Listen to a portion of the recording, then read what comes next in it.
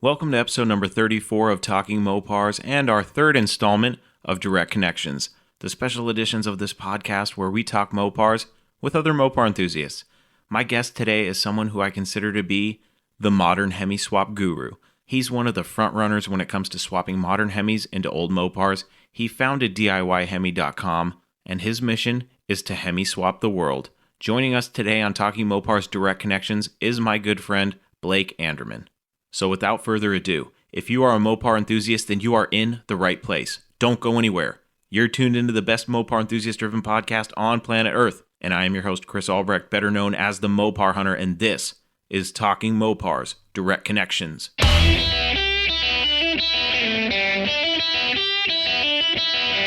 You're listening to Talking Mopars with the Mopar Hunter, your direct connection to all things Mopar.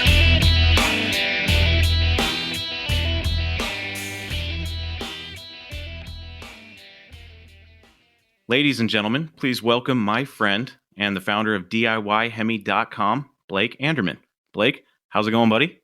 Going good, Chris. How you doing, bud? I'm doing good, man. Hanging in there. The world is a little crazy right now, so I'm just staying home and keeping myself and my family out of trouble and safe. But how's things down in Louisiana? Doing really well. The weather's been nice. Not too much rain. A lot of wrenching time. A lot of time in the shop. So I'm definitely enjoying that. And not having to really get sidetracked. You know how that gets. Yeah, absolutely. Now, you are the owner and founder of DIYHEMI.com, but before we get into all that fun stuff, one of the fun things about Mopars for me is always the story behind. Mm-hmm. And everybody's got a Mopar story, how they got involved into Mopars and what sparked their interest in Mopars. So Blake, tell me what sparked your interest in Mopars. Have you always been a Mopar guy, or is that something that kind of got sparked later on in life? That's a good one. So yeah, I would say I've always been a Mopar guy, but that's not the truth. So there's a stranger among us, right? So coming up, my dad and he was never a Mopar guy. He was always a GM guy, and he really wasn't a car guy at all. He just always drove a GMC truck. That was his thing. Don't bring a Dodge home. That was his saying is, and well, my mother very kind of the opposite of that, right? So my mother, when I was very, very young, and actually before I was born, she was an admin associate at a Dodge dealership. So she actually wrote invoices and did all the ordering for vehicles at a local Dodge dealership, Plymouth dealership. And her first car was a 1974 Plymouth Barracuda. So she was a Mopar person. My dad wasn't, but she kind of didn't bring it up too much, and my passion really started, I would say, when I was about 8 years old.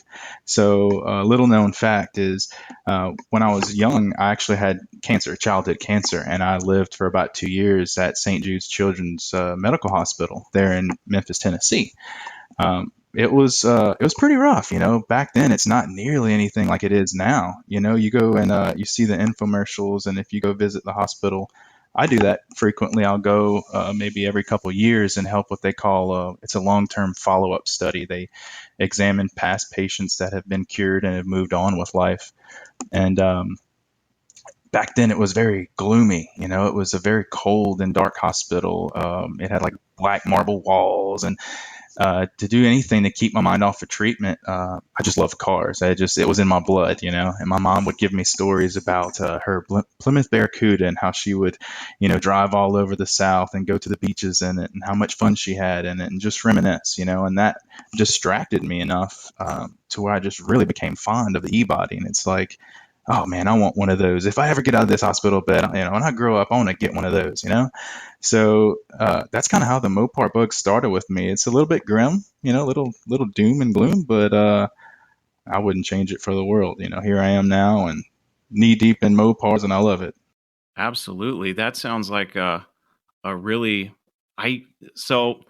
I actually listened to your interview with Rob Kibbe from the Muscle Car Place, and I got a little taste of that. I'd never listened to the first interview you did with him, but I did listen to the second one, and that anytime anyone survives something like that, cancer, all these other types of illnesses that could be terminal, that's just, an amazing story of strength and overcoming, an obstacle. So congratulations on that. I'm happy to hear that you're here with us today.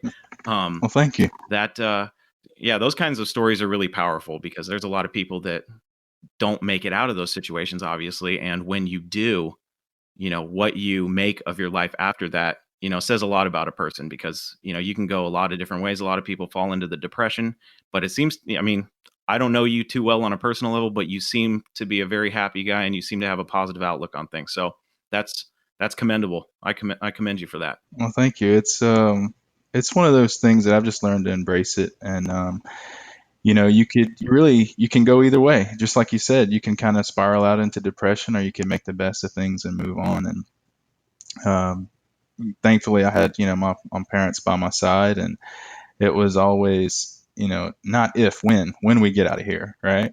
And so that determination, that fire to just never give up that's what I still use today in everyday life. And the DIYHEMI, that's some of that fuel behind me. Just don't give up. You could figure it out. We can make our way through this. And the passion, so that's part of my DNA. That's part of my makeup. That's why I do what I do.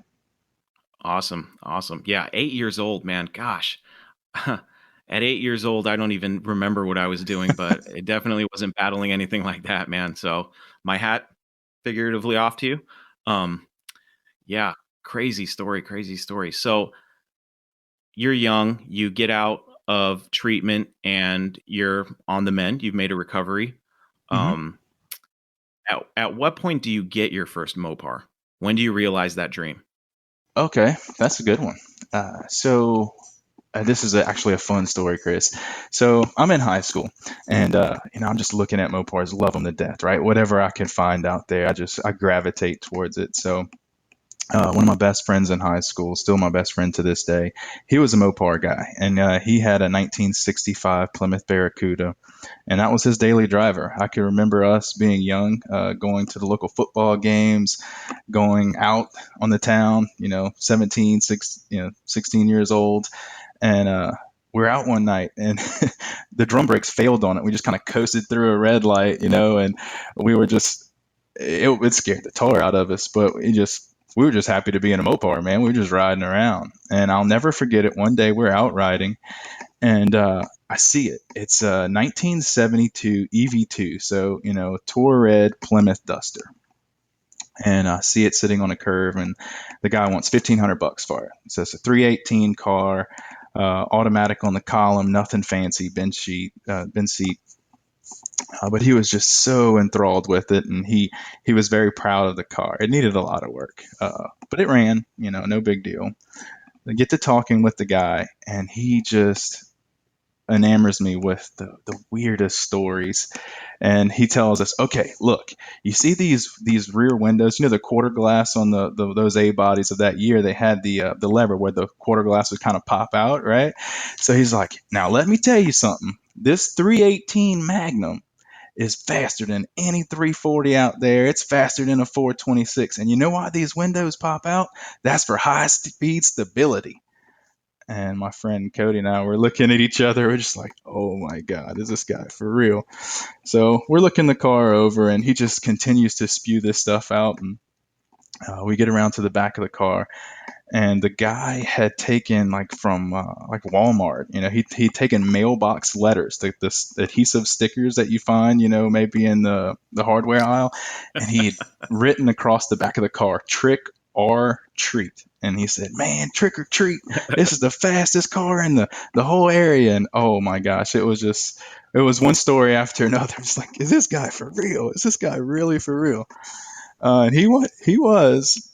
It was amazing. We settled on a price. I bought the car, I think, for like $1,300.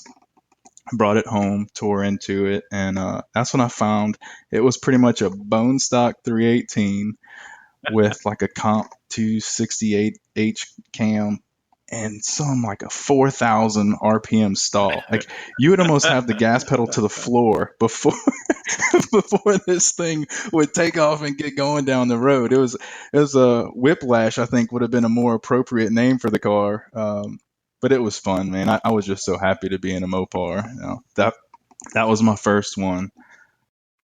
How long did you have it? Do you still have it? I had it for about 2 years. I don't have it anymore, mostly because at the time I was young. I just didn't have the technical skill set to really repair it, like the floor pans. I remember cutting the floor pans out one night to do the sheet metal replacement, and I caught some like carpet jute on fire, and it was like a fire extinguisher episode, and I just I tried, but I wasn't there yet. It was too much of a project for me, so I decided to let it go. So now you have a CUDA, correct? I do. I have this is my fourth Barracuda. Okay. Let's go to your first Barracuda. Okay. Start with how long after the Duster did you get back into another Mopar? Oh, years. So I went to, after graduating high school, I worked my way as a mechanic, like 30, 40 hours a week, and put myself through college. So I was trying to do as much as I could just to get through college. So all my money and focus was going into that. And it took a long time, so I'm not a very smart fella. It took me 8 years to get through college and get my mechanical engineering degree. I did that. And as soon as I graduated, it was like 2010. I said, okay, I did it. I didn't give up, got my degree. I had my degree hanging on the wall, and I was still, a mechanic turning wrenches before I was able to place into a chemical industry job out in South Texas, just south of Houston. And as soon as I got settled in South Texas, man, I started hitting Craigslist. What can I find? Got to get an e-body. And I stumbled across this guy in Victoria, Texas. I think his name was Johnny D. He used to own, I think it was called Dr. Mopar of South Texas or something like that. It was a salvage yard guy. And I didn't know much, I was still in, my mid 20s. I didn't know what was going on. I just knew I had to have an e-body. I've always wanted one. So I found his ad on Craigslist, and I drove out to Victoria, Texas, middle of nowhere. And I saw this car for the first time. It was just a shell. I mean, it had no suspension, no front suspension, no rear suspension. It was just a shell. And it was, I think, an A5 car. It's like that silvery color. I don't remember what the name was. It was a 1973. It was originally a 340 AC car with like the black vinyl top, black side stripe. Well, that's what it was anyway. But it was a complete rust bucket. I think I bought it for $1,500. And I remembered having to get floor jacks under the car and back the trailer underneath the body just to try to drag this car home, right? It was just a complete piece of junk. And so I did that, and then came time to get the title and do the paperwork. So I went into his house there. It was on the premises of the junkyard, and we started to do the paperwork, and it should have struck me as odd, but he hands me the VIN tag in an envelope with the title, and I'm like, why is this not on the car? Like, what?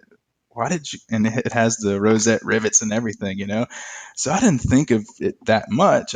We did the paperwork and came home with the car. And while I was there, he shows me he has an FY1 yellow AAR CUDA sitting there in his personal stash, and I became enamored with it. I was like, oh, this is so cool. I would love to have one of these days, and one of these cars one day. But I never thought it would be possible, right? That's kind of like unobtainium, like a superbird, right? So I get home and I start doing the paperwork, and I'm, because from Texas to Louisiana doing a transfer, and I'm looking at the thing, and I said, well, okay, let me do a little research on this car. I want to make sure I know what I need to do to put this thing back together. And I really start doing research. I think at the time it was CUDAchallenger.com. and I found out about body stampings. So I looked at the cowl, I looked at the radiator panel, and the numbers do not match. I'm like, Oh no. oh, what? What? So, so I get up my camera out. I had taken a walk around video of the car, the first inspection, the time when I went to go inspect it, and I'm looking at it, and sure enough, the door tag was completely intact. The sticker in the door jamb was completely fine. And when I walk out at the car, it had freshly been like ground off with like an angle grinder. So Oh man. I think he knew he was selling me a VIN swap car. All the telltale signs were there, and man, my heart sank. I was like, I can't do anything with this car. This is a fraud. It's worthless. It's a VIN swap. That's bad news, right? So Yeah. I set it out to pasture, and hit Craigslist up again, right? And I found in Atlanta a very early production 1973 Barracuda, plain Jane, no AC, not probably the slimmest fender tag I've ever seen in my life for any Mopar. No options. And it was just a shell too, but dang it, I had $600 in my pocket burning a hole. I loaded up the truck and the trailer, and I drove 10 hours to Atlanta. So I bought this car, and it was the scheduled production date, I think, was like the first or second day for 1973 models in 72.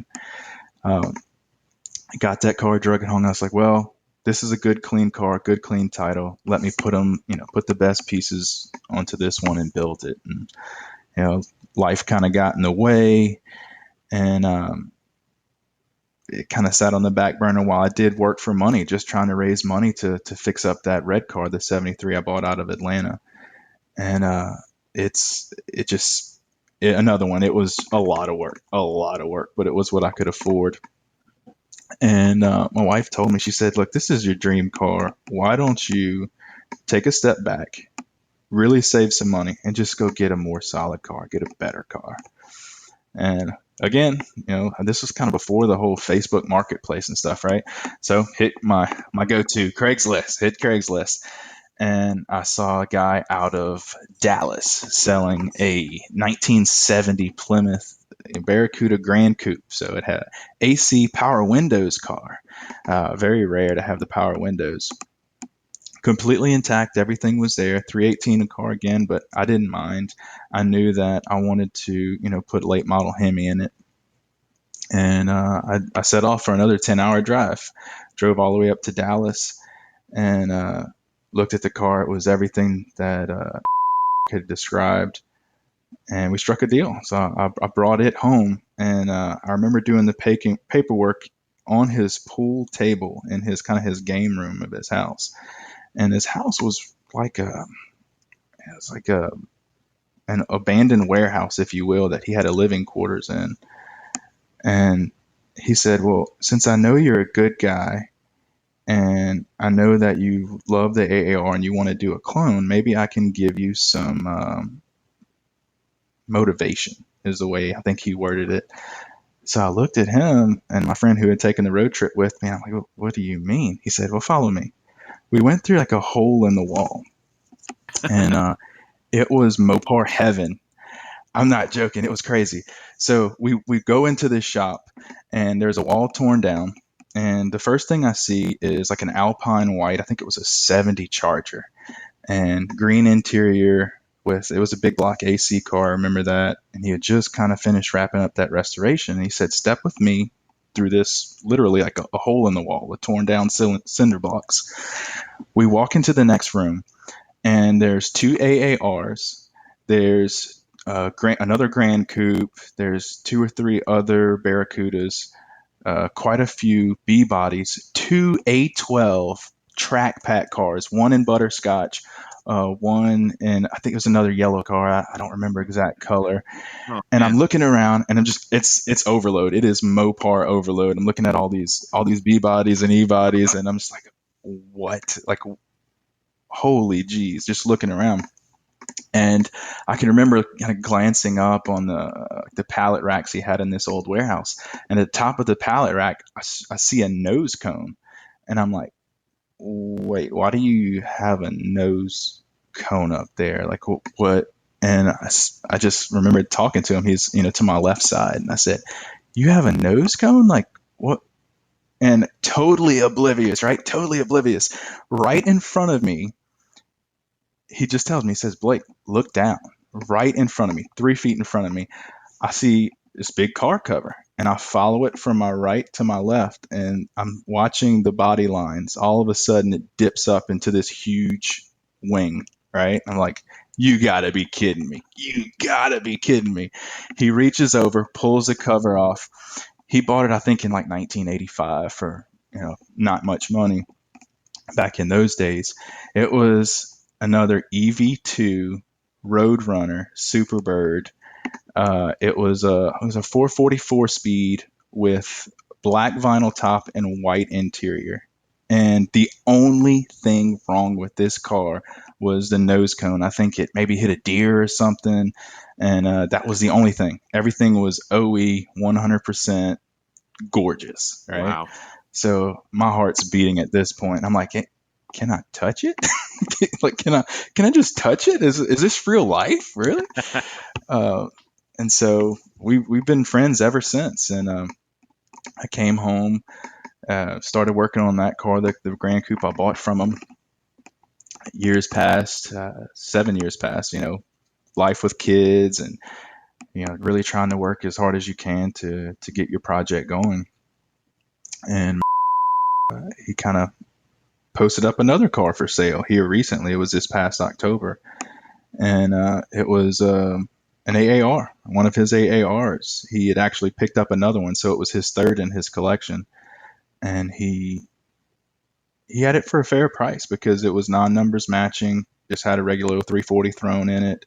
It had been laid up for quite some time. It needed a lot of work, a lot of elbow grease, but it was a true J-code car. And I talked to my wife, my rock, and I said, man, that Grand Coupe I have needs a lot of body work. It needs a lot of time. What do you think about me selling that car and going after this one? And she agreed. So we struck up a deal. He delivered it to my house. I was pretty busy with work at the time, and I was able to sell my Grand Coupe to a friend of mine and kind of offset the cost. So for less than it would have cost me to have a paint job put on my Grand Coupe, now I have this AAR. And I'm like, holy geez, like, is this real life again? I have an AAR. How is this possible?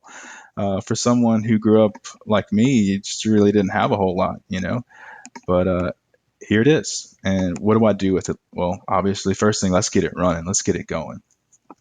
We got the 340 up and running. It was doing pretty good. It was tired, low compression, not very fun to drive around in. It would stall out a lot. And I just was, man, I got to do something better than this. I really can't afford to go, with the 346 pack right now and try to hunt all these parts down. It did come with the original 6-barrel intake manifold. It came with the TA heads, but the block was long gone. And mismatched tires. One was like a wagon wheel, one's a steely, just a project car, right?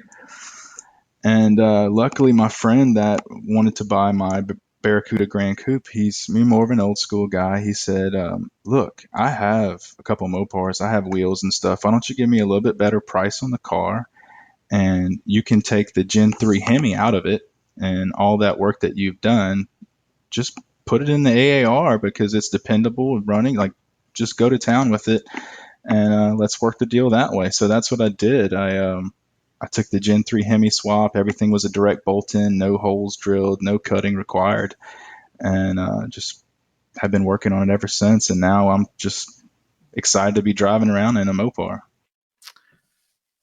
Okay, there's a couple of things I need to digest here for a minute. What is it? Digest away, Chris. What is it with some? I always hear these stories, and there's always these. I say this lovingly. These crazy Mopar guys that just have a hole in the wall. You go through a hole in the wall, and then you run into a treasure trove of Mopars. That's like the stuff that I dream about. And I don't know. I always hear these stories about these Mopar guys that just have weird setups and they just have these hidden collections. I say it all the time.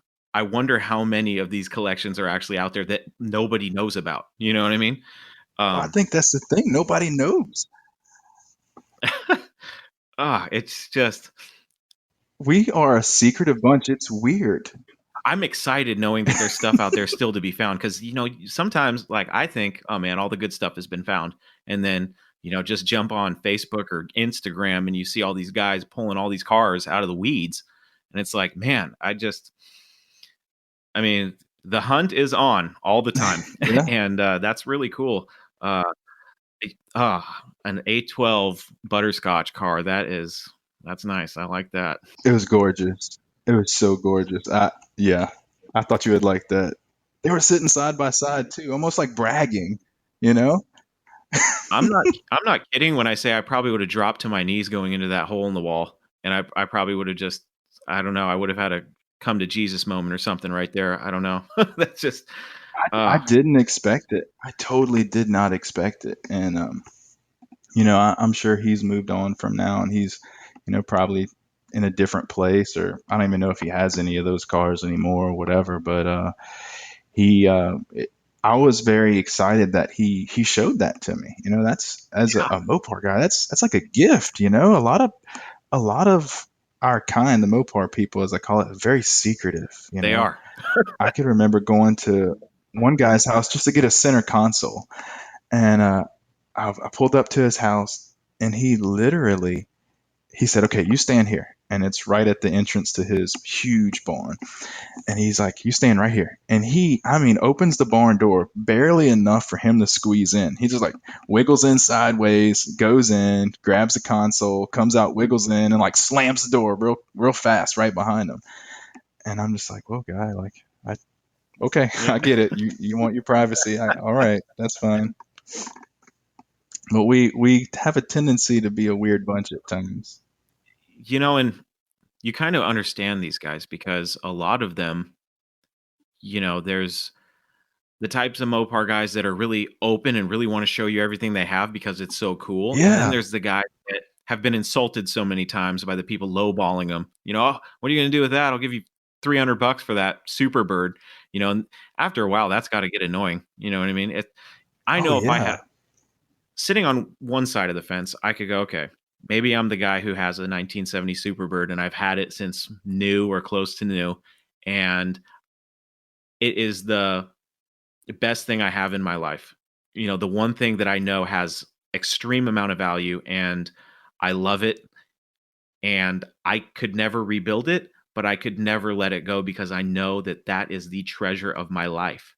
And everybody's always offering you, a couple $100, and I don't blame them. Of course, sitting on the outside, I'm like, get the car fixed. You know what I mean? But I think to myself, if I had that car and I didn't have the means to have it fixed, but I knew that I had it, you know what I mean?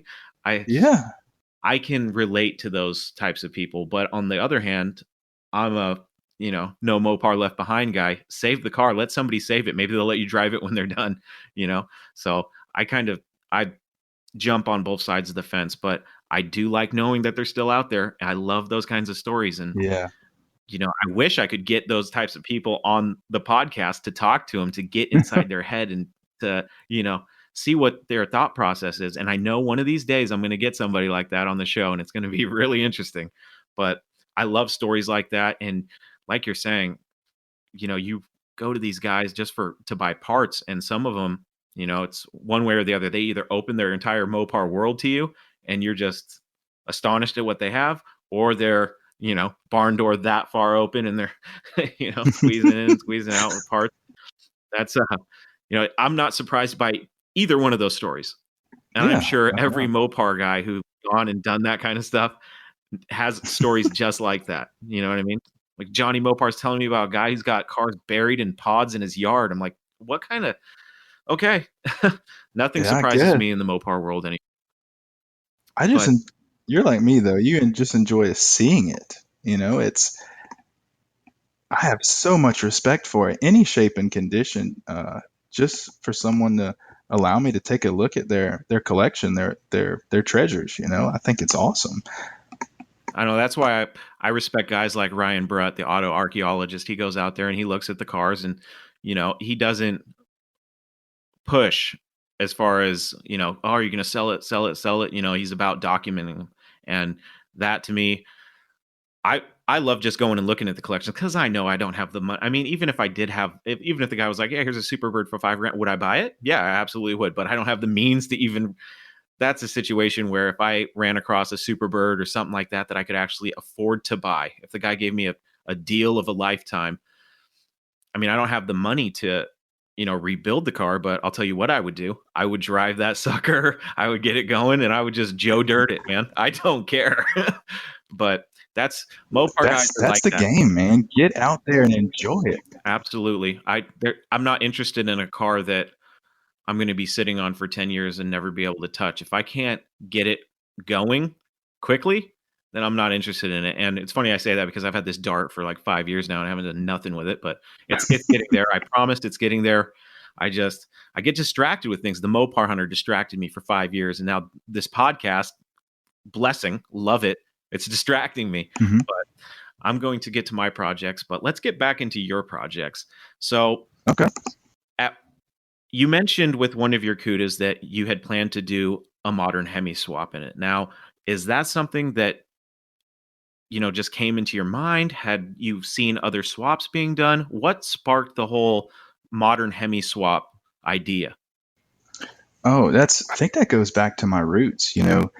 When I was in school as a mechanic, I tried not to work at just a standard, repair shop. I worked at speed shops, and here in the South, GM just really, it's huge, So I was a technician at an LS speed shop, working late model GMs back then in the early 2000s. And, on that whole explosive scene when they first came out, and, how dominant it was, and, good, reliable power, affordable power, and the ability to get in, turnkey, go wherever, the whole craze that took off. And, I knew I wanted that freedom, that reliability, that touch and go, really. And it's something you speak about all the time. I just really resonate with is get out and drive it. Enjoy the tar out of them.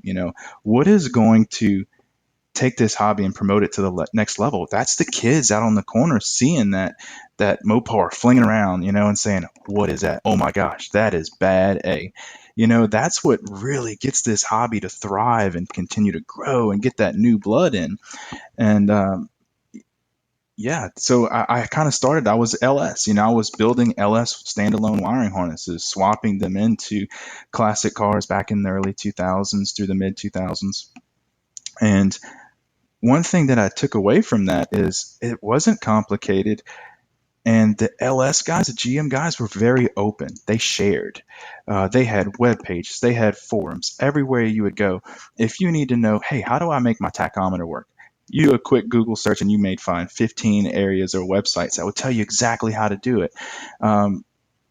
Hemi, not so much, And it was one thing that I remembered sitting in my apartment in South Texas when I was looking at e-bodies. I said, there's got to be a way for Mopar guys to have that same lifestyle, the ability to get in, crank it, and go, and have the great power and just the fuel economy, reliability, And I just started really researching my tail off, anything I could get my hands on. So I bought the OEM service manuals, like the 3,000-page books.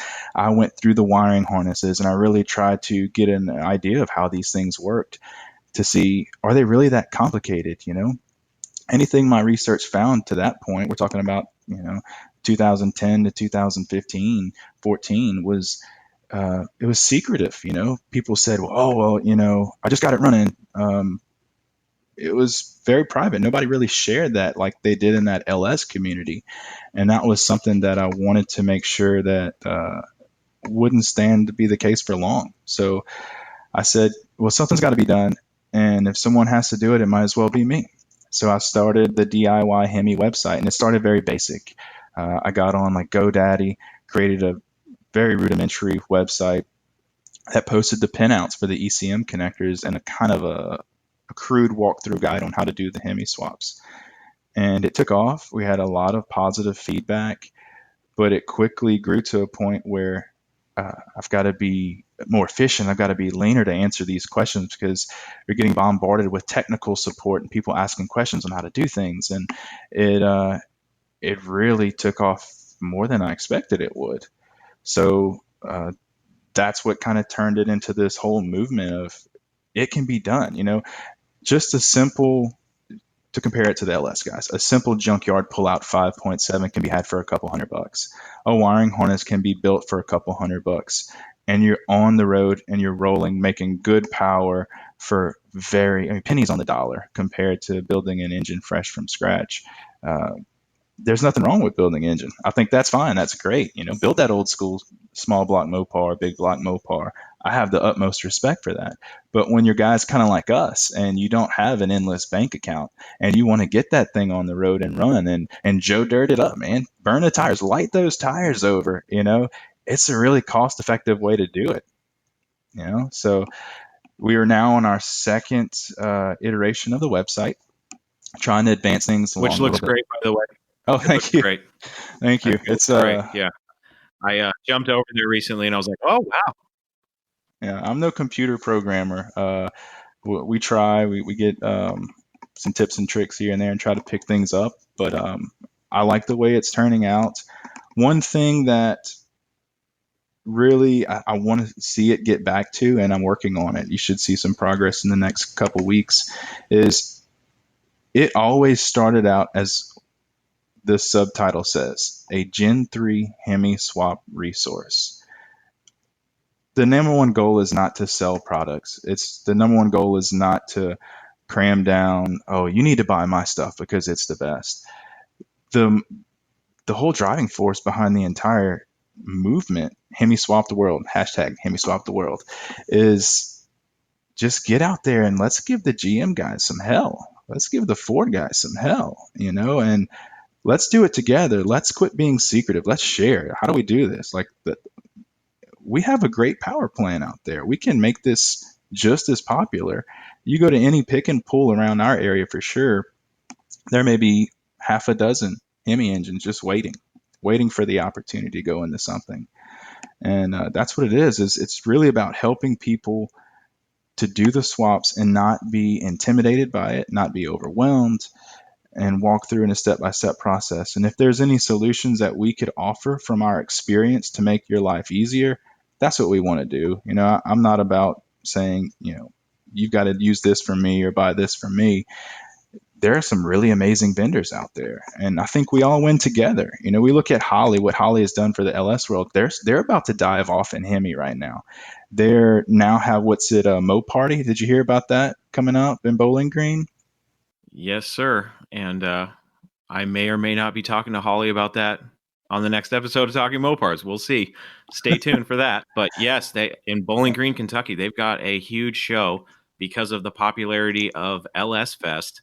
They realized that, the Mopar guys, we're sitting here going, hey, what about us? And thankfully, Holly is, taking that into account and moving forward with, like you're saying, really diving into that Hemi world. And, we've talked about it before. There's 1 million of these Hemi cars that are getting ready. I mean, they're getting older, these 2006, these LX cars, we're going to start seeing them flood the wrecking yards. And I think that's when it's really going to be game on. Because up here, I see more of like the Jeep Commanders and the 1500 Rams and stuff. But it's not too often. You may see a Charger, but it's not too often you see a Hemi car a newer Hemi car, I should say, in our wrecking yards. But I expect that to change very rapidly. And hopefully I'm in a position, because, I've been following what you've been doing for a long time before I even started talking to you. And I remember when I first got on a DIYHEMI, me being the idiot entrepreneur I am, I'm like, this guy should be selling all this information. He's just giving it away. So, hey, thank you, Blake. I think everybody that's interested in these swaps owe you, a debt of gratitude, because it would be so easy for you to take all the knowledge. I mean, I can't imagine how much research you've done with this stuff, but you could take all that information and put it in ebook form and sell it. And yet you're, doing the Mopar world a great service by saying, hey, here's all the information, and you're also an open book. I don't think it's very hard to get a hold of you. And if anybody has any questions, I don't think you'd have a problem answering them. Right. I mean, I'm speaking for you right now, but I think you're, I do want to ask before we get too far into this, I want to ask, you said you were involved in speed shops that did LS swaps. Did that have a lot of impact on, how you approached the Hemi swap? Did it give you enough experience to go, okay, I have an idea of how these swaps are done? Did it help you having that knowledge getting into the modern Hemis? Oh, absolutely. It definitely did. There are so many similarities between the two. It's uncanny. It really is. When it comes to the fuel systems are near identical. The way the coils and the injectors, all that works it's pretty much spot on. You take the standalone theory from GM, and then transfer it over to the Chrysler, the Mopar world, and it's uncanny how close it is. The difference is Mopar may do things in a different way, but they do the same things, if that makes sense. So when it comes to firing injectors, firing injector, all injectors are powered 12 volts from the ASD relay in Mopar, and they're always getting the 12 volts constant power, and they get fired by grounding out each individual injector. So it's all very common stuff when it comes to the fuel injection systems of GM. So it definitely helped. It definitely did. Very cool. Very cool. Yeah, it's funny because every time you get into the argument of LS versus Hemi, the first thing that the LS guys go, and I know that the LS is a good engine. I mean, it's proven, on the track and all these cars. I have friends that have twin turbo LS cars that are, 8-second driver cars, things you'd see on Street Outlaws. They're driving down the street with a parachute, just ridiculous. And the only thing that any LS guy has ever said to me, as far as Hemi versus LS is, oh, LSs are way cheaper. That's like the only thing. So you have experience with both. How do you compare an LS to a Hemi as far as performance goes? Which is the superior engine? Okay, well, I'll take you on a little side tangent here. So working at a GM speed shop, of course, I had a GM, I had a speed demon in me. I had to fulfill it somehow. So I had a Silverado extended cab that I did the 6-liter conversion. So that's LS based. It was the LQ4. I had stage 2 cylinder heads. I had a very hot camshaft. It was like a 228, 230 duration. I had a 3000 stall. Man, I really tweaked it up. I think it was putting flywheel like 460 horsepower. And I was proud of it. I was like, oh yeah, I have my 12-second extended cab, back in the 2000s. And I was all proud of it. And I was, at this point in time, I was going to school. I was working as a mechanic and waiting tables and bartending on the weekend just to try to feed the addiction, right? So we had a fry cook. This is the truth. We had a fry cook who had just bought, it was like a 2004 extended cab Ram with the Hemi. And he's mouthing off to me one night in the kitchen. He's like, oh man, you don't have anything on me. You don't have anything on me. Okay, let's line him up after work. It was like 1 o'clock in the morning. And I didn't know it, but he had about 150 shot on that Hemi. And he left me standing in the dust. So at that point I knew, maybe there's a little bit more of these Hemis than I'm giving credit to back then. And they can put down the power. You can really open them up. Don't be passive when it comes to them, because they're maybe not as popular as the LS. All right, that's I wasn't sure where we were going to go with that question, and I'm glad that you weren't biased, because I know I'm not a denier. I know what those LSs can do. You know what I mean? It's common knowledge. You throw a couple turbos on them, and you're you're knocking on the door of 4-digit horsepower, if not over 4-digit horsepower, depending on, your setup. But I think that the Hemi is it just needs to get blown up a little bit more as far as the aftermarket support. And like one thing that frustrates me so much, and I see a giant gap in the market, and maybe I'm just blind and not looking in the right places, but I don't see turbo manifolds for these Hemis very often. Now, Oh I don't know yeah. if you know of somebody that has, I'm like, why, how come I can go get a few $100s gets me a set of turbo manifolds for an LS, but I cannot find turbo manifold unless you go to eBay and look at some Chinese stuff that just does not look quality at all to me. It just doesn't Hmm. seem it. I'm just like, where's the company that's going to say, oh, we've got turbo manifolds? I can't believe they're not there yet. I don't know why. I see a huge market for them. I really do. But So that's you bring up a great point, and it's something I wanted to touch on earlier, and maybe it's kind of where you wanted the discussion to go is, you know, when it comes to Hemi swaps, just like anything else, it's supply and demand. If you have more persons out there doing swaps, then there's more of an opportunity for manufacturers to get out there and make those parts. So, like let's look at the Milodon, right? The oil pans that they make for the Hemi swaps. While that's one part, and the prices are kind of comparatively high when you look at an LS swap oil pan, but that's because the LS swap is so popular. They're selling them like hotcakes, hand over fist. Why is that? Well, we can all tie that back to open community sharing of how to perform an LS swap, parts availability. It just snowballs. So when we talk about Hemi Swap the World, it doesn't matter if it's a junkyard 5.7 with 200,000 miles on it and you pay $200 for it. Buy it, get that Milodon oil pan, or one of the other manufacturers now step into the game. Hopefully, Holly steps into the game, and now you have the market where it should be going. So those cheap Hemi swaps, those cheap budget builds, they're going to buy one or two high dollar parts that they need just to make it work, even though they're on a shoestring budget. And when you're continuing to expand that market and buy those things, the offerings are going to follow. So that's really what I think about is Hemi Swap the World. We win together. If I can help 18 guys junkyard swap a Hemi in their old Mopar or whatever it may be, and they buy 15 oil pans, well then there you go. The demand's creeping up. The supply should follow. Hopefully prices drop and more people enter into the market because they see the need for that product. And that's what I'm pretty excited about.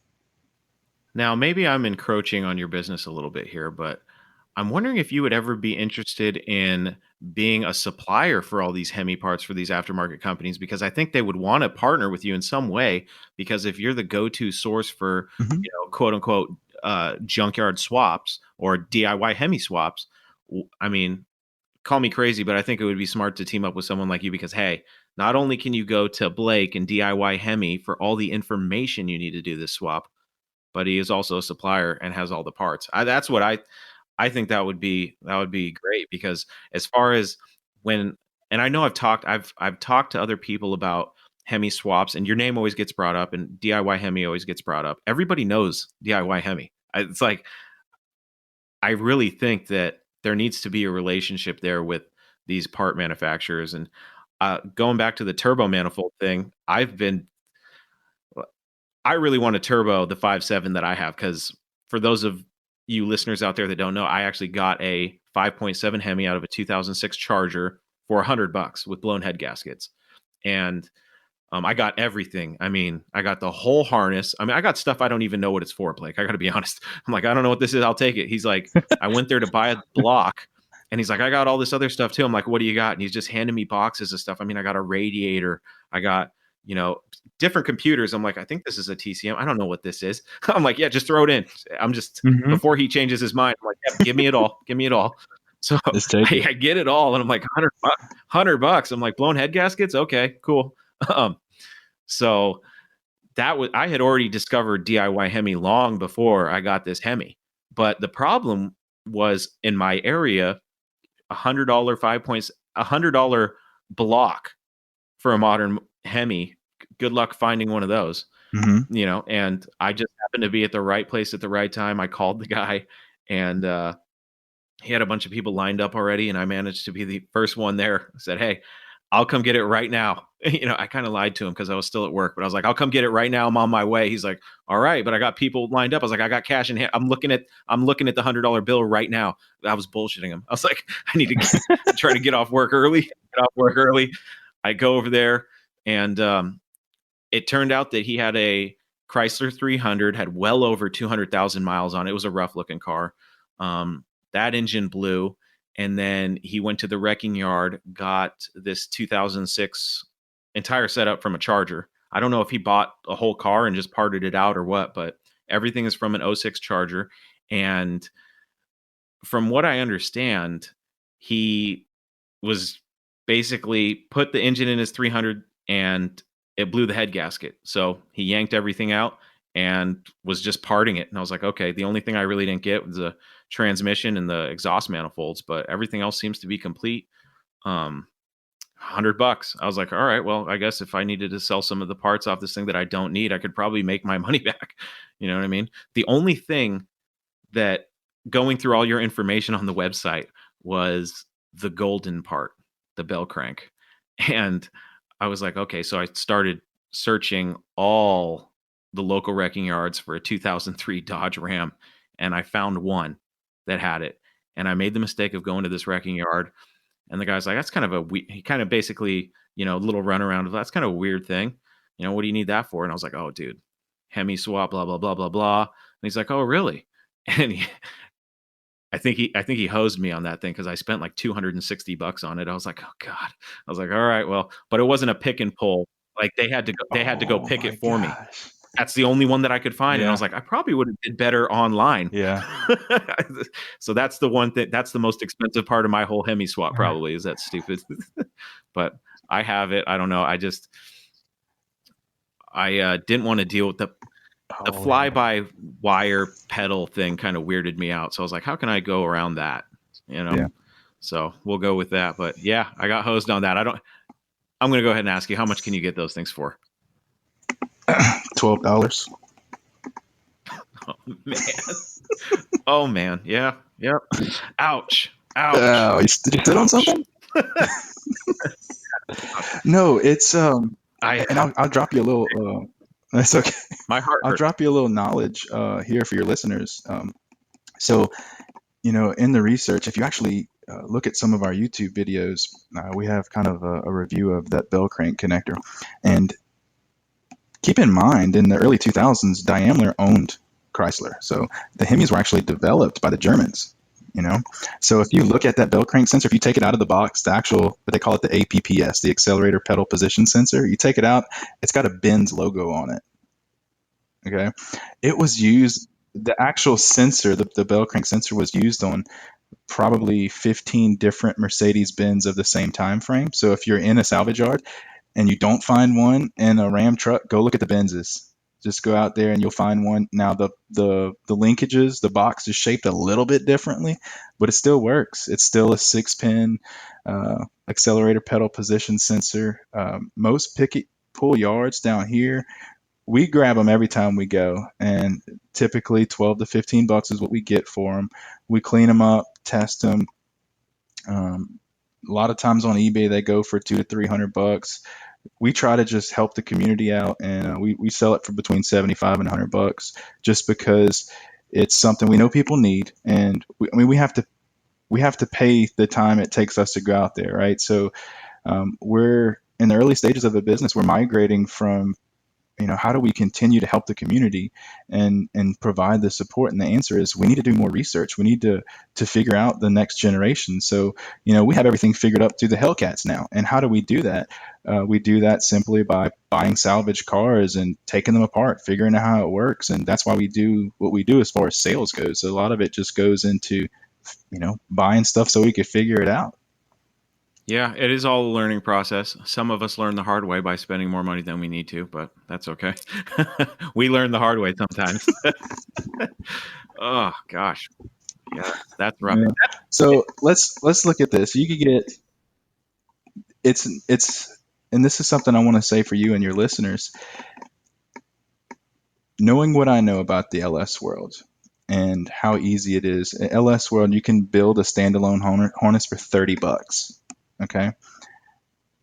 The connectors are the only thing that's a little different when it comes to Chrysler. They're a little bit more expensive.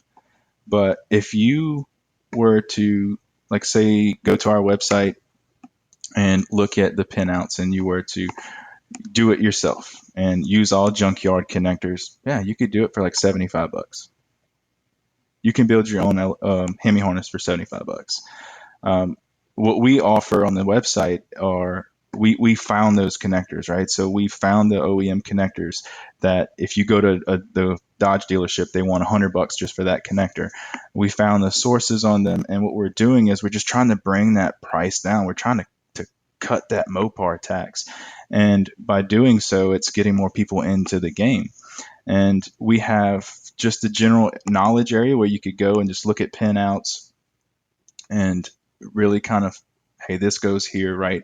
Or we have the technical manuals that we sell now. And the technical manuals we sell now literally tell you, using Mopar connectors, this is the most direct, simplistic way to build your own standalone harness that will save you probably dozens of hours. So that's how our business has kind of evolved, right? We still hold first and foremost, help the Mopar community get Hemi swaps popular. That's what we want to do first and foremost. Secondly is we want to continue to drive innovation by buying the next generation of materials and buying parts. I mean, I was able to buy 2 wrecked 2014 police chargers last year and really dive off into the later, like the Eagle generation of the Hemis. And it's ridiculous how much more simpler they are than, say, the 2003 through 2008.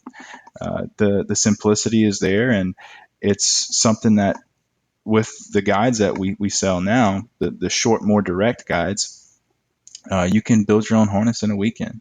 So that's where we want it to be. We want to help the Mopar community, and we want to bring the prices down. Yeah. So those of you out there listening, if you're interested in a modern Hemi swap, if you're even thinking about it, because I know a lot of people out there are like me and are not that technical. You know what I mean? Like when I first went to your website, one thing that I appreciated, and this was back in the beginning, several years ago. I think it might have been before I started the Mopar Hunter, which was 2015. But right around there, sometime, I discovered DIYHEMI before I ever reached out to you. And I remember just looking through it and going, okay, this is like for idiots like me that, have a really hard time following direction. I was like, okay, all right. And then you did I'll admit, I sat there and I found your YouTube videos, and I sat there with a piece of paper and a pen, and I was like a little boy in class. I was like, okay, how are we going to do this here? All right. And it cracked me up because everything was backwards in that one video. Everything was reversed on the screen. So horrible. So I was like, okay, this is going to be even harder, but you got that fixed. That's a good. I appreciate that you still have that video up. It's funny. I know. So yeah, I thought I was going to have to learn. I thought I was going to have to learn it backwards. So someone told me that, definitely leave your beginnings up there and show people how far you've come. I'm definitely not a public speaker. I think that's pretty obvious. But one thing we've discussed here recently, so I have some really good friends join me now in the business.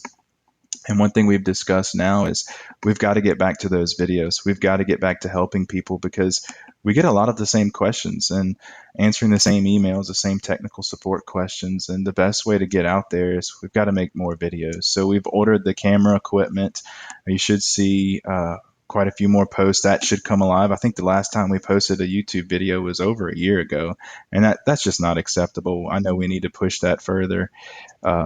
We even reached out last week to the Gen 3 swap community page like on Facebook and said, what do you want to see? What kind of technical videos do you need? What are you having trouble with? Let us help you. Let us post a short video to kind of guide you through the process and take the mysticism out of it.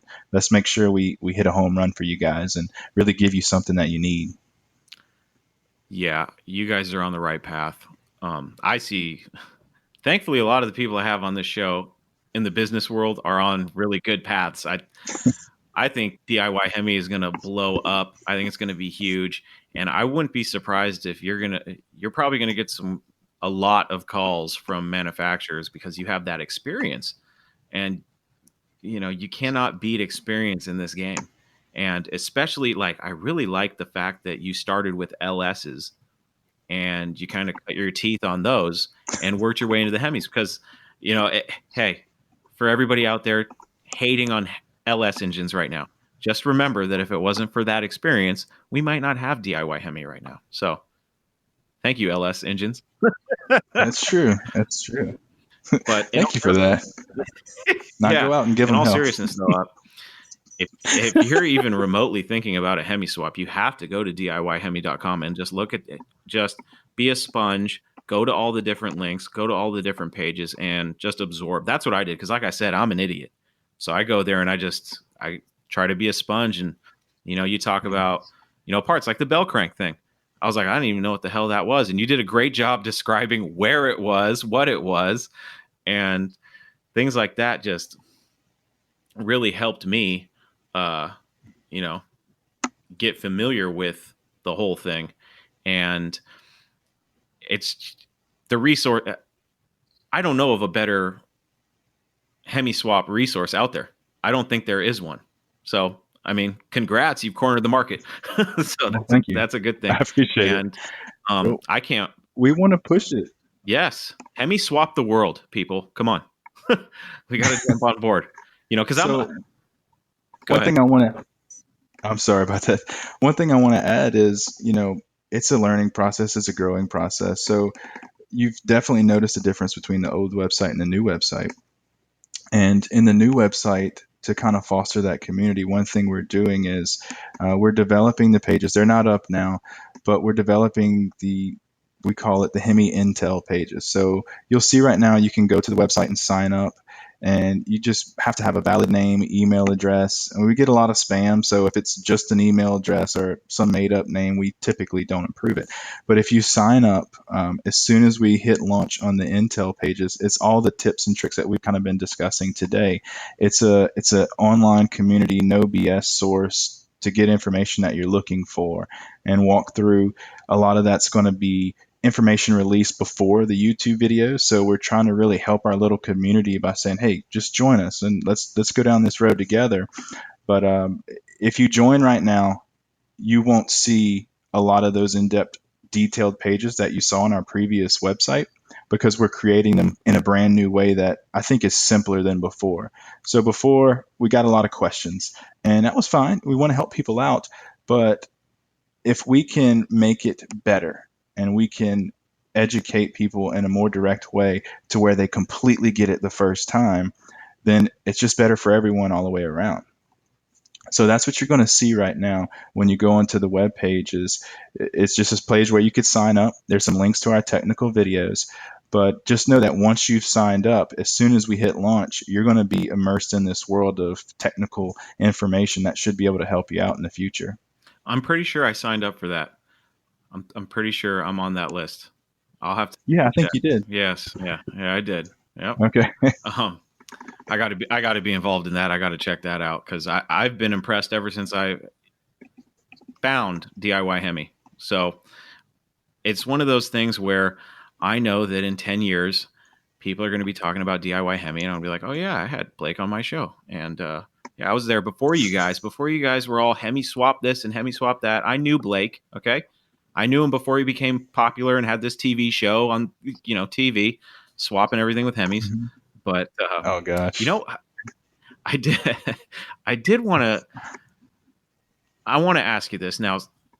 I know that a lot of Mopar guys are going to turn in their grave right now when I talk about this, but drifting and the import community. Okay, I see a lot of these guys swapping LSs in 240 SX Nissans and things like that.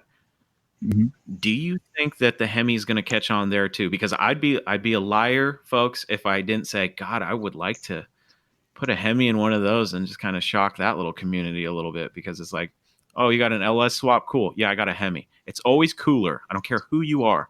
It's always cooler to say that you have a Hemi. I love big block and small block Chryslers, but oh, you got a 346 pack? Cool. I got a Hemi.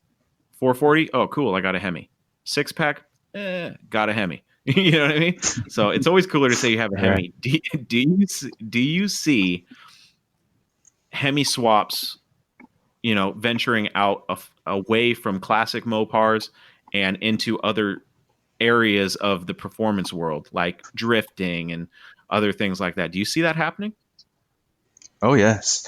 So we have a very big following globally. We get we get push notifications to our cell phones every time we get someone that logs on the site. Um, it doesn't give us their details of their full names or anything. It just says, "Hey, you have a new visitor from Alberta, Canada, from Sweden." I mean, globally, we've been. Last week we had one from Japan, one from Australia, a couple from the Middle East. We get all over the world. And I remembered 2 weeks ago, I had a gentleman contact me out of Great Britain who put one in a 3 Series BMW. And he was drifting, was looking for some wiring help to just physically in the car. He's like, I just need to get the wiring done. We need to get this thing on the road and running. So 3 Series BMW, I've seen that. I don't know if you've seen here lately, there's a someone that put a 392 in a Volkswagen Beetle. It's insane. It's like the engine's like the size of the car, but it's the coolest thing. We've seen them put in there. I was reached out to this week for someone putting one The in Grand National. The Hell National. That thing is sweet. That thing is badass. Isn't it though? That's a Hellcat. That's Dude. crazy. Yeah, that one really had me going. I actually followed him on Instagram because I was like, I might have to bring this guy on the show, because secretly, folks, I've always been a fan. I might get burned at the stake for this. I've always been a fan of the old GM turbo vehicles, the Grand Nationals, the T-types, and the Cyclone and Typhoon. Those, I have a special place in my heart for those things. Sorry guys, I like them. I know they're not Mopars, but I'm with you cool, on that. Cool trucks for what they are. So anybody wants to argue that with me, you can, but I like them. I'm with you with that. I have a friend of mine. He's really big in collecting the Hot Wheels, and I said, hey, if you get a Cyclone one, send it my way. They're cool. Yeah. Respect them all. They're cool. They are cool. Yeah, absolutely. But yeah, I was kind of expecting the whole Hemi swap thing to start once you get into the LS stuff and you see how many cars and how many different routes that people are going with their LS swaps. It was only a matter of time before people wanted to be a little bit different and get the Hemis going. I have not seen a Hemi in any drift car yet. Now, maybe I just don't know that much, but I know that they're putting them in all sorts of other crazy stuff. So it's only a matter of time. So that's exciting. If I was you, I'd be really excited about that, because you're going to get all sorts of. You're probably going to hear from people that have really on the down low projects. Like, all right, don't tell anybody about this. Yeah, this is top secret stuff. So that's really cool. But yeah, you can tell me. I won't tell anybody. The one thing I wanted to say is the prices are really coming down. And when you look at what you get bang for the buck out of a new Hemi, did you know that you could buy a crate 392 long block on Rock Auto for like $3,000? No, I did not know that, Blake. And now that you've told the world, they're going to be sold out, and I'm probably not going to get one. No, I didn't know that. I didn't know you could get engines from Rock Auto. I really didn't. Wow. Yes. So it's like, I want to say it was 28. Last I checked, this was about a month ago. Someone mentioned it, and I said, well, I've got to check this out. It's like 28 or 2,900, plus you have a core and shipping. So it comes out to be a little over $3,000 for a long block, 485 horsepower, 392 shipped to your door. That's a deal. That is a crazy deal. Wow. Yeah. Wow. I don't think you're going to see him put in everything. I saw yeah. That's because I saw a wrecking yard by me. I forget what it's called. They deal with classic cars. All American Classics in Vancouver, Washington. I think they had a dropout 6.1 out of an SRT8. They had a Vortex supercharger on it. And I was like, oh, that's really cool. How much? Like $10,000, 9,995 or something like that. I was like, it hurt my heart. I was like, I like Vortex superchargers just as much as the next guy, but pull that off and I'll give you $1,000 for that thing. Yeah. But God, I that's think high. there's still that dude. There's still that stigma on the Mopar thing though, where people think they got Mopar stuff, they can just jack up the price. But I'm with you. I think it's going to get cheaper. There's millions of these Hemi cars out there, so that's really exciting because that's just, I mean, all those engines in the wrecking yards. Because one thing that I'm scared of with this 5.7 Hemi that I got, because it's going to go in my little D100. Um, I really want to turbocharge it, and I really just want to see what it can handle. And Hmm. if I blow it up, it was $100, except for that bell Yeah, crank. that's But we fun. won't talk about it again. But yeah, man, I'm gonna get it for that one. I'm never gonna live that one down. um, but yeah, I think when I start seeing these things show up in the wrecking yard, I'm gonna start swooping up on them when they're cheap, because I have a feeling that once I start playing with boost on these things, I want to see what they're capable of. One, I want to see what they're capable of with stock internals, and then, you know, we'll see what happens when you throw forged stuff in there. But it's one of those things where you just got to learn by trying. And That's it. I want to know what a stock. I want to know what a stock Hemi can handle as far as boost. I've heard rumors. I've heard you don't want to turbocharge the 6.4s without opening them up. I've heard the 6.1s are better for turbocharging. I've heard it all.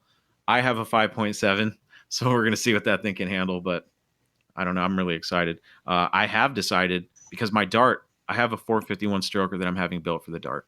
And, as time goes on, I really, really want to put a third generation Hemi in it. So I'm so deep in this big block swap that I'm just going to have fun with the big block for a little bit. Hmm. But now that you told me about this Rock Auto stuff, now I'm like, okay, I might have to reach out to Rock Auto and say, hey, why don't you sponsor the podcast and send me one of the long blocks? Yeah. I mean, they're only $3,000, right? I mean, come on. Oh yeah. Um, And that's a that's Mopar part number. God, that's That's crazy. that's Mopar part number, Wow, baby. God, that's crazy. You know. Wow, that is insane. Yeah, that's, man. They're gonna get their website blown up, and they're gonna be like, "Where's all this traffic coming from?" Talking um, Mopars. Just let me know what type of royalty yeah, check you get. God, couple bucks. They might Couple send me a bucks. Rock Auto sticker or something. um, Back to DIY Hemi. So you've kind of given us a sneak peek at what's coming. What do you see? Like, where do you vision DIY Hemi in, say, the next, handful of years? Where do you want to see DIY Hemi at? I want to see it grow to a self-sustained business that really, I want to help people. I mean, I think if you help people, that's the number one thing that you can do as a contributor in life, you know? So I want to see physical parts that people need, stuff that they could use in their hobbies. This is all our passion. This is what we do for fun. So I want to continue to teach people for sure. And I want to see the Hemi videos, the technical videos, to really ramp up and take off so that we're reaching as many people as possible. So that's, kind of first and foremost. Secondly, is I want to continue to develop products that um, I can put out there for people. So I do a lot of solid modeling, three-dimensional modeling, and prototype builds. So I would love to see this become the common namesake when it comes to Hemi swaps. Oh, well, you got to go get this part from Hemi Swap, DIY Hemi, because it just makes my life so much easier. It's worth it. I don't want to sell people stuff they don't need. I want to sell people stuff that really helps them, and I want to see the community grow. So we look at the cool guys like Mike Finnegan, all those guys at Roadkill. They go out to a car show and people just want to be around them, and they want to learn from them. That's where this has got to go. It's got to be part of the movement, part of what we're trying to do as a Mopar community. And let's put the secrecy down. Let's go out there. Let's give the bow tie guys and the oval guys some hell and have some fun together. That's what I want it to do. I just want to enjoy it. That's really all it is. Absolutely. You're a guy with good intentions, and I appreciate that. And I think you're doing a great thing for the Mopar community. And I really see this thing blowing up. Um, and Yeah, I really am excited about getting this 5.7 in my truck. The problem is I have the heads over at my buddy Norm's place right now. He's the guy who is building my engine, and he's behind on my engine.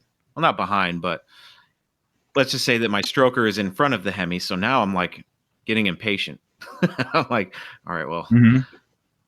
I talked to Blake this weekend. Norm, I need you to, push that stroker out a little bit quicker so that I can get that Hemi in there. But man, Start that's sourcing some later D100 stuff. yeah. Yeah, I yeah, I will tell you right now.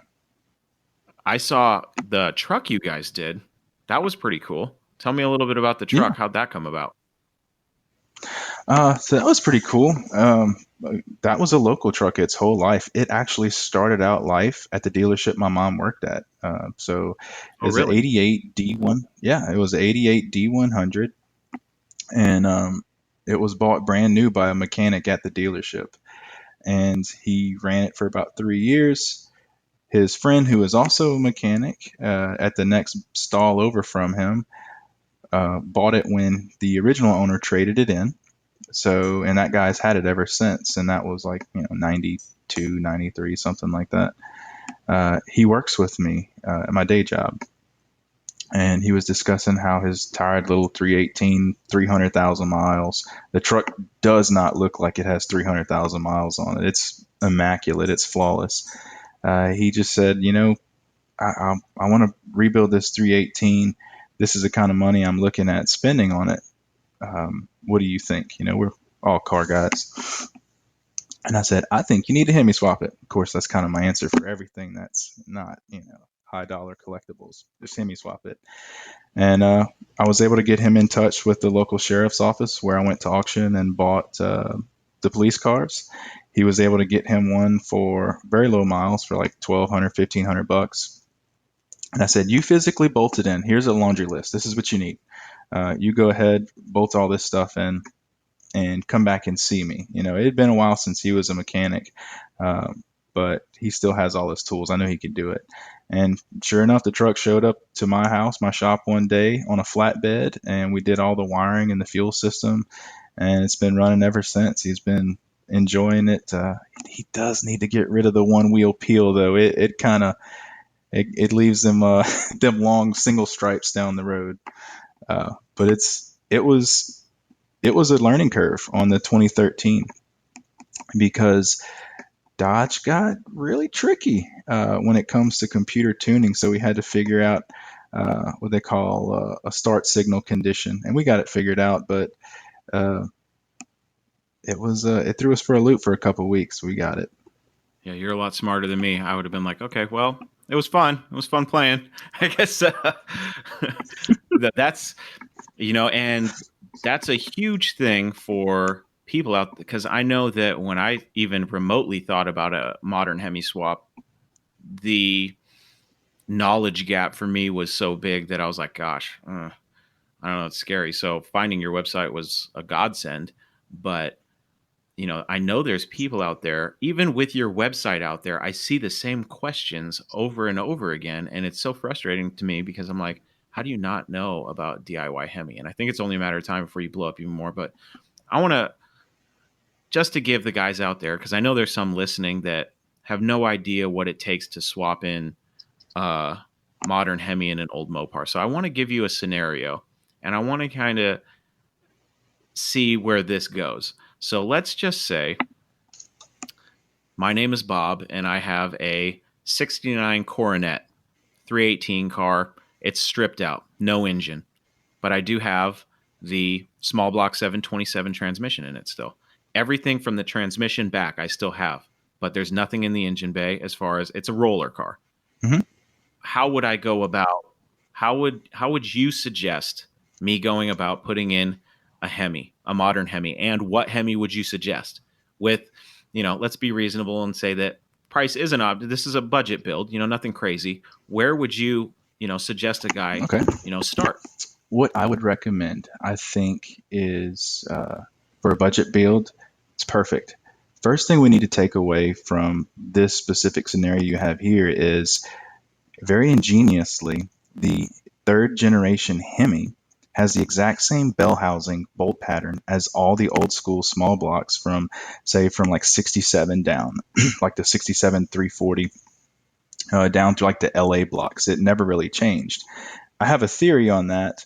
Um, Basically, is with each iteration of a new vehicle, Chrysler didn't build the whole powertrain from scratch. So, you had your, say, your 727s, and then Dodge or Chrysler at times says, okay, well, let's tweak the old LA blocks and let's make a Magnum block. Well, we're not going to rebuild the 727, so it still has to have the same mating surface, the same bell housing, and then vice versa. They had the Magnum 318s, the 360s, the small blocks, and then sometime in the 90s they said, well, we need to have overdrive. So now let's make the new transmission match the bell housing. So luckily, over the years of attrition, what we have now is a third generation Hemi that has the same bell housing as all the small blocks from 67 on down. So what you could do is bolt that third generation Hemi directly to that 727 small block transmission. The same thing goes for like the 3 speeds and the 4 speeds of its day. You just use the small block bell housing for the 4 speed or 3 speed. Now, that's a beautiful thing. Did you know that the third generation Hemi bell housing bolts are 3/8 thread? So the only standard bolts on the entire Gen 3 Hemi are the bell housing bolts. So you could literally reuse the bell housing bolts from that 67 Cornet and bolt it all straight together. To make the Hemi work with that 727, you would need a flex plate adapter, basically because the depth of the the depth of the crankshaft is different from a new Hemi to the old school small block. So it's a $60 or $70 flex plate that allows you to run the old school 727 torque converter. Everything bolts up. Now you need to look at an oil pan because of the steering linkage system that the old Mopars had. You need a center sump oil pan for that application. The most common for that is the Milidon. I think there's Canton makes one, and there's one other manufacturer, the name escapes me, but you get that center sump oil pan with the pickup tube. And then you need the engine mounts. So TTI, I believe, makes the engine mounts for that, as well as Schumacher. There's maybe 3 or 4 companies that make the engine mounts. You reuse the same transmission mount because the same transmission's in the car. You also reuse the same drive shaft. You use the same original shifter linkages, all of that stuff original to the car. It's going to work. That's fine. So now at this point, you've purchased the motor mounts, you've purchased the oil pan and the flex plate adapter. The third gen Hemi is bolted into your car. That easy. Okay. Now what we're looking at is fuel system. So a late model Hemi requires roughly 58 to 60 pounds of fuel pressure.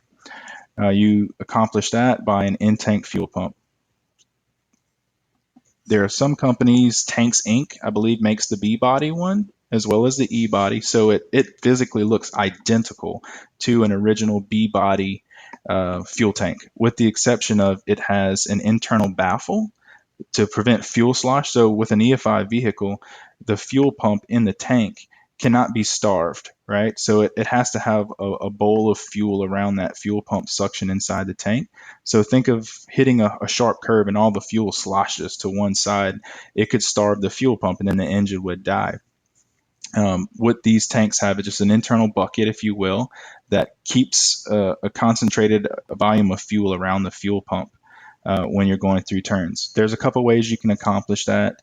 You can even reuse your existing fuel tank by just drilling a 4.5-inch hole and putting like the Aeromotive Phantom fuel injection kit in there. That's kind of pricey. Budget, I would say Milidon oil pan, TTI motor mounts, and then get the Tanks Inc. fuel tank, because the tank's like $200, I think, and another $200 for the fuel pump system. So, all right. Now where are we? Engine's in the car, my fuel system's ran. Now we have to look at cooling and wiring. Cooling, what I would recommend doing is going with the Champion radiator, because it has the offset hoses to the same side, which is common with the Hemi cars. It's like $200, get you a Champion radiator, or reuse the one from the donor car that the engine came out of. A lot of time those can be made to fit in those big B bodies. All right, moving on to wiring. The way we like to do the wiring systems is very budget friendly. So instead of completely rebuilding a wiring harness from scratch, what you're doing is you're adapting the existing wiring harness to work in a standalone configuration. Chrysler was very smart about this.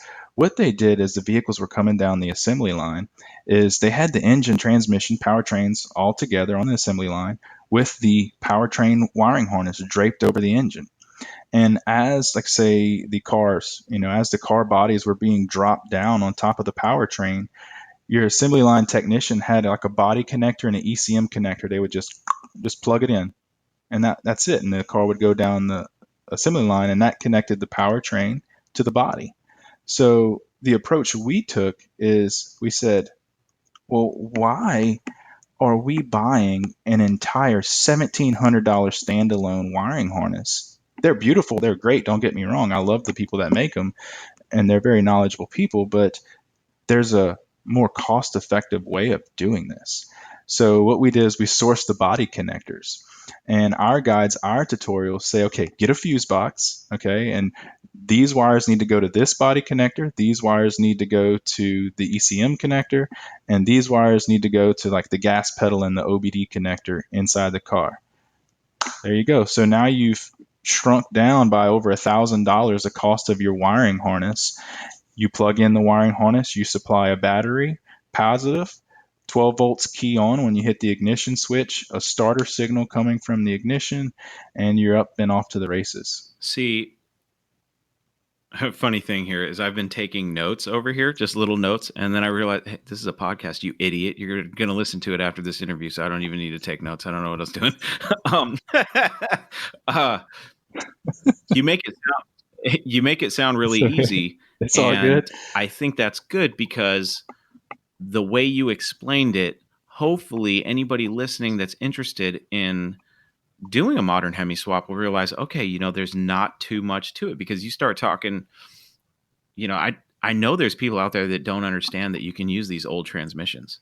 Even a 904, from what I understand, bolts right up.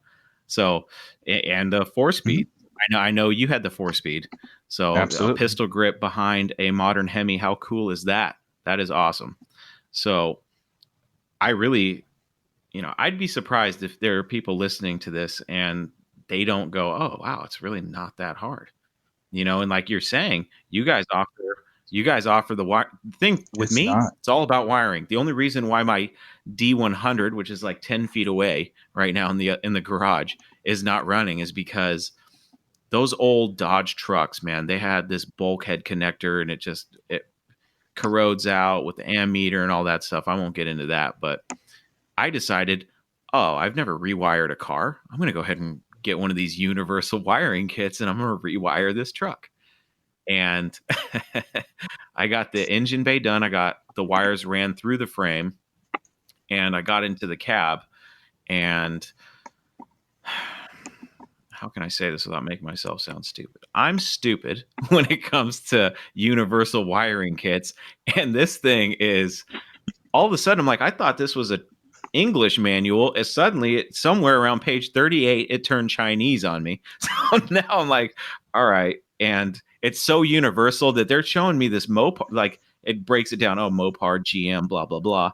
And I'm like, I'm not looking at the same stuff here. What is going on? So sometimes with projects, guys, I know there's people out there that are listening that understand this. Sometimes with projects, you just kind of have to walk away for a little bit and not be frustrated. So I need to get back in there and do that. But now I'm wondering, maybe I should have, because I'm worried when I go to put the Hemi in that this aftermarket kit, this wiring kit, is going to make my life even harder to swap this Hemi in. You don't think so?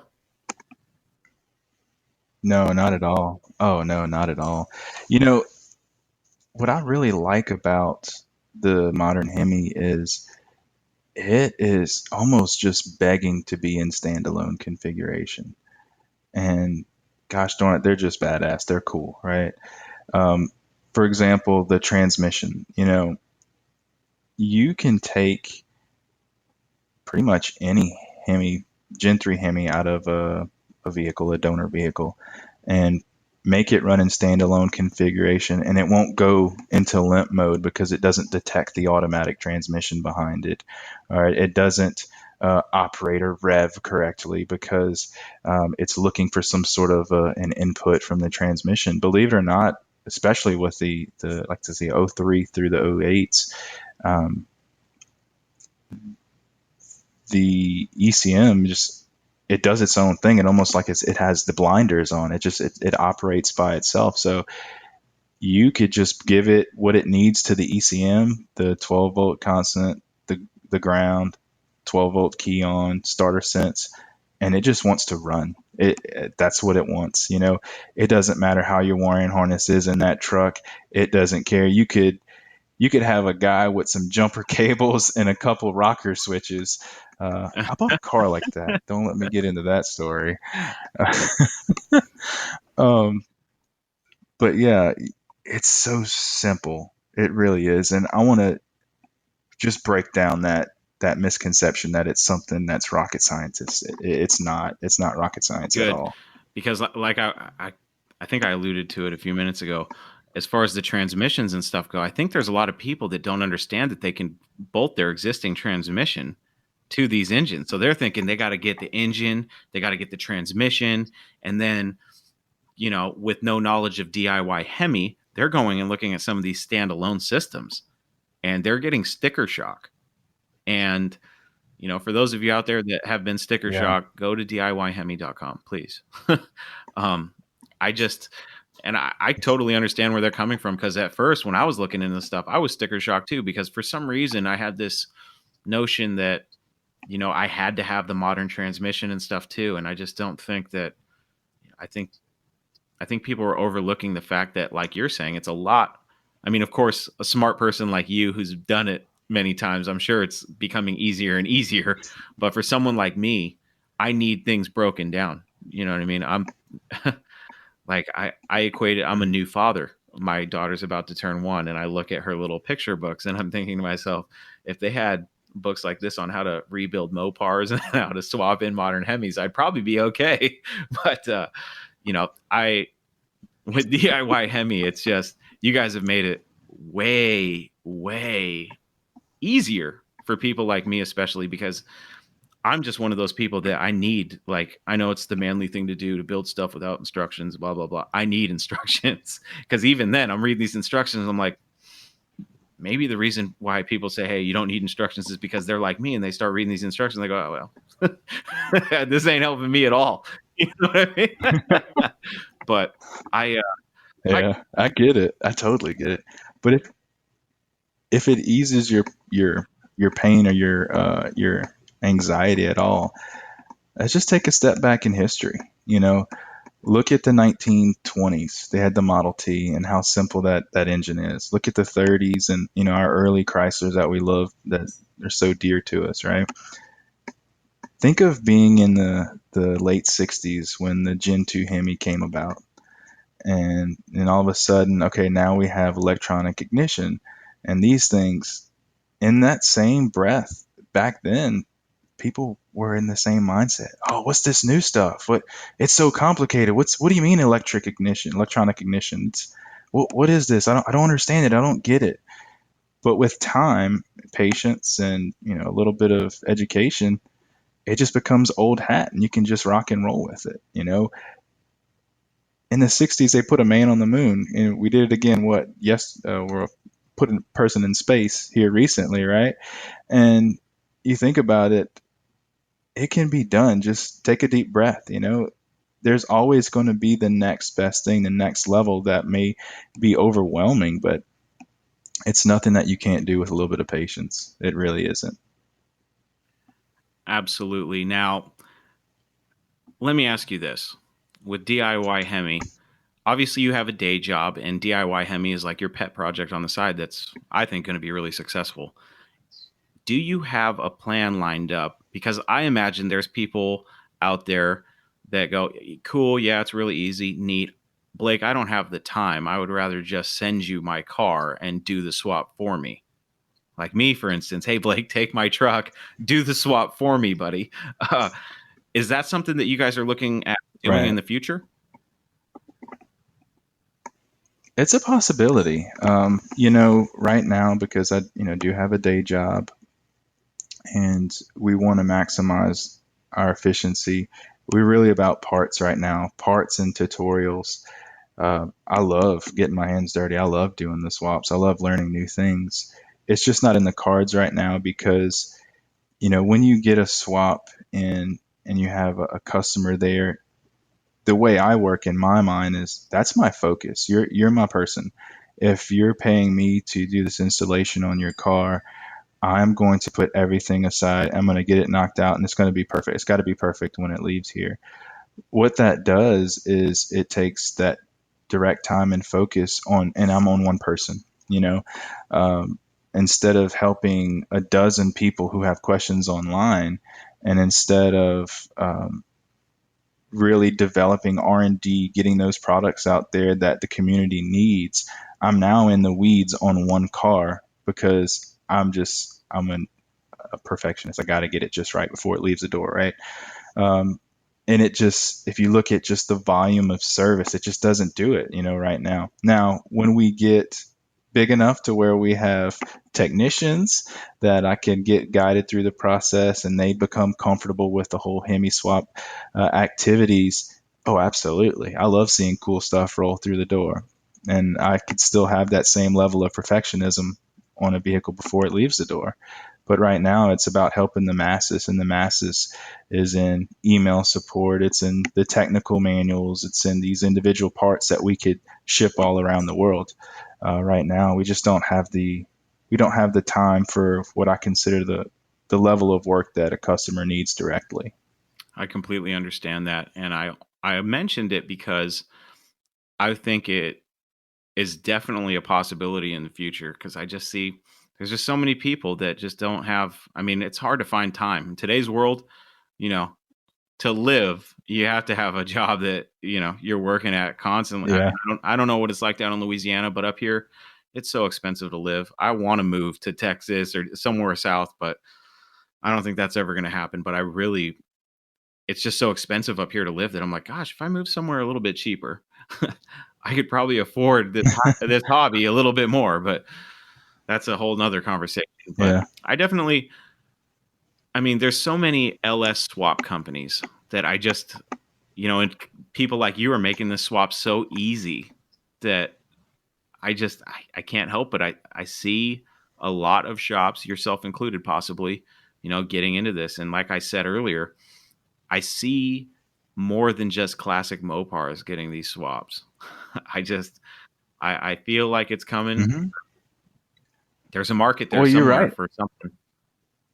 I feel so. Yeah, and I'm sorry, man. I'm horrible with my time. You got to forgive me.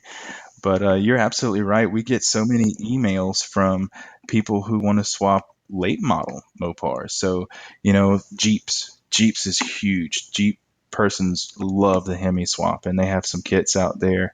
We get questions on those on the daily. A lot of vehicles like your V6 Chargers and Challengers, people want to go up to, some more horsepower and really get that driving machine that they wanted, I guess, from the get-go. Um, we get those questions all the time, and that ties back into the time aspect. So with a full-time day job, answering emails, doing web support, doing R&D, doing all these things, we have to take baby steps, and it might be a couple days before we can get all of our emails returned. We're doing the best we can, and we want to. Man, I would love to write the entire book on Hemi swap. Say, oh, you have a 2003 Dodge with a 4.7. You want to go with a 6.1 in it now, or what have you. Yep, this is what you need to do step by step. I would love to get to that point, but it's all baby steps. And I think it's pretty cool. Insurance thinks you have a V6 Challenger and you have a Hellcat. I mean, hey, that's pretty cool. you know, I'm all for even the modern vehicles getting those swaps, and it's going to come with time. Yeah, definitely. God, I didn't even think about that. Gosh, that's a whole nother conversation. So I guess that leads me to this question. How much more difficulty is involved in swapping a V6, we'll just say Charger with a V6, a modern Charger with a V6? Guy wants a Hemi, modern Hemi. How difficult is that swap versus, oh, my 69 Coronet that I just want to put a modern Hemi in? How much, what's the learning curve there? Is it a lot more difficult, or? That's a great question. I am so comfortable with the old school. It's very simple to me. Now, the new school, I know the theory in it just because of all the work that I've done in researching what goes into an old school. So when we're talking about like the NAG1 transmission, NAG1, that's the one that people are really gravitating to, or the new 8 speeds, putting those in the classic cars, getting that understanding of, okay, well, how do we make this work? What are the inputs needed to make this work? Okay, well, we need the actual shifter out of the donor car because it has a module integrated in the shifter handle. We need the body control module. We need the front control module that ties into the ABS brakes, because we have to get speed signal to the ECM. It's, all these little pieces and modules, because if you want to run that very complex 8-speed transmission, you have to have all these factors, tied into the old school. It can be done. I think Sound German Automotive's a great company. They figured it out, and, through what I've done through my research to figure out how it works, it could be done for sure. But when we're talking about a newer vehicle, if you want to do that same activity, let's swap that 392 with an 8-speed into a V6 Challenger. Well, you have so much more technology in that newer Challenger. All those modules have to match. So in each specific module, it could be anything from the tire pressure sensor module, the body control modules, the RFID sensors, which route through the body control module, the ABS module, the transmission control module, the ECM. So the list goes on and on and on. All of those have to speak with one another over the CAN bus network. They all have to have matching programming, the matching VIN numbers. All those things have to speak with one another to be able to have the vehicle operate correctly. So if you were to just take the powertrain and bolt it right in, you had a wrecked one, you take the powertrain, bolt it right in. The ECM, you changed over from the V6 to the V8 ECM. They look physically the same. It's the GPEC2 ECM if it's a newer one. But the tuning and the programming is different. The VIN number and all that stuff, the information data set that's in those modules, it's different. So you go to fire that car up for the first time, and it probably won't do anything. It may not even start. So that's when you have to get dealer scan tools or very complex aftermarket scanning software, and you have to go in and reprogram all these modules to communicate with one another. If you have the tool set, those very expensive tools, it's not a heck of a lot more difficult than, say, an old school, but it adds a layer of complexity, to be honest. Because all these little computers all over the whole car have to talk with the new powertrain. It just sounds to me like in a situation like that, I would say, hey, just get rid of the V6 car and go get yourself an SRT8 or an RT. Save yourself the trouble. Well, right now you're right. Yeah. I mean, who knows where the future is. Right now you're right. It just seems way more complicated. Plus, I mean, let's be honest here. The old metal with the modern engines are the rage, and I think they're going to be the rage for quite a few years to come. I don't think that that's going to change because a lot of people are just like, hey, I want something that I can jump in, turn that key once, no problem, fuel injected, runs great, but it has that old look. And, frankly, I don't know what this, this global warming and all this stuff, who knows what kind of standards they're going to put on emissions for these old carbureted cars. So, you may be so far ahead of the game here that, I've always predicted that they're going to put some sort of ridiculous tax on old classic cars that are still carbureted zero emissions vehicles. As far as I see them going, oh, you have an old, polluting machine. We're going to go ahead and tax you. You're going to have to pay X amount of money to drive that car. And for a lot of us, budget guys, who knows how much that tax is going to be? You know what I mean? I know in Japan, a lot of the Japanese cars get scrapped when they're only a few years old just because they have a tax for however old your car gets. They have some crazy tax that they tax you for having an older vehicle. So I just knowing our current political climate, I could see them somehow taxing the guys who, the gearheads. But that brings me to another question. A lot of people look at these modern Hemis and they go, okay, fuel injection. I'm not a fuel injected guy. I like carbs. Now I know that they do make manifolds that you can put on these modern Hemis and go carbs with them. How much does that change what you guys do as far as the wiring and all that stuff? Does it change it completely, or is that something that you still have? Your products are still good for? I'm just kind of curious because I've wondered what I'm going to do with my truck because, to be honest, I'm not a fan of the aesthetics of this plastic intake. I don't like it. And I would much rather just put a aluminum intake on it.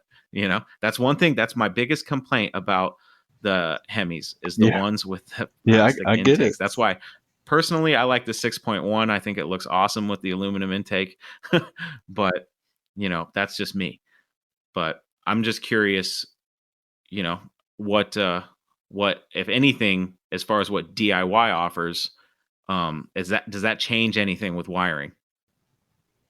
Yes, it does. So, you're not, you're no longer using the fuel injectors. So it's difficult for an OEM to compute a running engine without getting feedback from fuel injectors and the things, the operating parameters that it needs, right? So these ECMs look for specific conditions, and when they sense faults, they'll go into a limp mode, or maybe they'll just cease to run altogether. So if you do want to run an old school carburetor, then yes, you would have to go to a different ignition system. So like I think Fast has a pretty good system out there. Not sure if Vitec has anything other than just their direct injection systems, but yeah, like your Holley, MSD, all those companies have carbureted applications. That's separate, and it's just because that's not how that factory ECM was designed. It was not designed for a carbureted application. I like them. I like them all. I mean, my personal belief is fuel injection was designed for a reason, and it's been around for it's been around since the 80s for a reason. Is you get better atomization of fuel, you get better fuel efficiency, you get better power. It's a better way to operate the engine, and you have better control over the engine. Do I still like carburetors? Yeah, sure, absolutely. But there's ways to get that look, that old school look, without having to go carburetor. So Joe Cohn, I think OC Performance, he's developed an aluminum manifold for the Gen 3s, and it's doing great. It looks a lot like an old school second Edelbrock aluminum manifold, and you actually can still utilize the factory throttle body. It's actually rotated to where it's kind of horizontal with the opening sticking straight up. It'll bolt to it. So with his manifold, you can run a carburetor if you want, or you could run a factory throttle body, put an air cleaner on top of it, and it looks completely old school, but you're still electronic fuel injection, running the factory ECM. Everything is operating to the best that it can efficiently, given the electronic system, but it gives you that old school look. Okay, well, that just changed the game for me. I didn't know that existed. Now I have to. Great. Now I get to go down a rabbit hole after this interview. I get to go look at all that. Because like I said earlier, I really want to turbocharge this thing. And, with fuel injection, you get all the tunability is on a whole nother level when you get fuel injection involved. So that's kind of the fence I was on. I was like, do I make it simpler as far as wiring? Because like I said earlier, too, I'm an idiot when it comes to wiring and electronics. It's all foreign to me.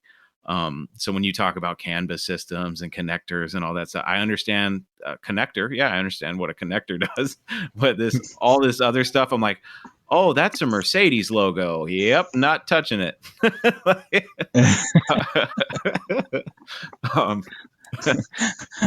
oh no, it's got the voodoo. Yeah. I don't know how to read this. But I think that in the long run, with DIYHEMI's help, I should be able to keep the fuel injection. And I guess I'll, now that I know I can make it look better, because like I said, it's just that plastic. I don't know. There's something about the plastic of the new cars that really kind of turns me off. But, we'll find a way around it. I'm sure that's one thing that bothers me too, is that with the '06 Hemi that I have, I've noticed that until what you're saying, I got to go check out this other manifold, but all the ones that I've been seeing from, Holly and whatnot, they're all for the newer Hemis and not necessarily the one that I have, which frustrated me a little bit because I was like, God, some of those manifolds look really nice. And I'm looking at the years and I'm like, oh, '09 plus, or whatever. So that's kind of frustrating, but I'm hoping that the aftermarket support for all the Hemis gets better in the next few years. We'll see. Yeah, I always check Joe out. He actually may be a good guest for you in the future. He just really is a down to earth guy. He developed this intake manifold himself, and he's had phenomenal results. He races it. He attends a lot of the Mopar events. Really good guy. You talk to him, and he's knowledgeable. He's very friendly, and he has a great product. And I couldn't recommend him anymore. Awesome. Yeah, I will definitely reach out to him. Is there anything else you want to talk about as far as DIYHEMI? Anything else that you want everybody listening to know about the company? No. Yeah, I guess if you want to get in touch with us, just please be patient. We answer our emails as much as possible, but we're going to have some opportunities to actually have some face-to-face, some seat time. We will be at Chrysler's at Carlisle in, is it July? The week of this 9th through the 11th, I believe. We'll be up there involved with the seminar for Gen 3 Hemi swap. So we'll be there. I think Joe will be there and a couple other professionals in the industry. If you want to just pull up a seat and have face-to-face, ask any question, no bars, that would be the place to go. So go out to Chrysler's at Carlisle, check us out there. After that, I think the next thing we have on the calendar is Mopars at the Coast down at the famous Cruising the Coast block party. So the Cruising the Coast week-long car show that takes place on the Mississippi Gulf Coast will be down there for that Mopar event with some samples of our products, wiring harnesses on display, free tech help. If you're having some issues with your Hemi swap, come on down. We'll help you out. Awesome, man. Yeah, there's so many shows out there. I've got a bucket list that's so big. Like Chrysler's at Carlisle, you think that a guy who has a podcast about Mopars, that would be like his go-to, and I would have already gone there for 10 years in a row, but I have not yet been to Chrysler's at Carlisle, and that's on my bucket list. It's one of the top on my bucket list. So that's actually a really cool. I didn't know that you were going to be there for that event, so that's really cool. So anybody that's going to Chrysler's at Carlisle, you owe it to yourself to go check out DIYHEMI and all those guys talking about Hemi swap stuff. That's very cool. Awesome, man. Well, let's stray away from DIYHEMI for a minute. Not that it's not cool. DIYHEMI is awesome. But I do like, as you know, with this show, I talk a lot about prices of Mopars, especially the classics and the project cars. I always like to see what people's opinions are on the current Mopar marketplace. So how do you see the current marketplace? Do you think these prices are out of hand?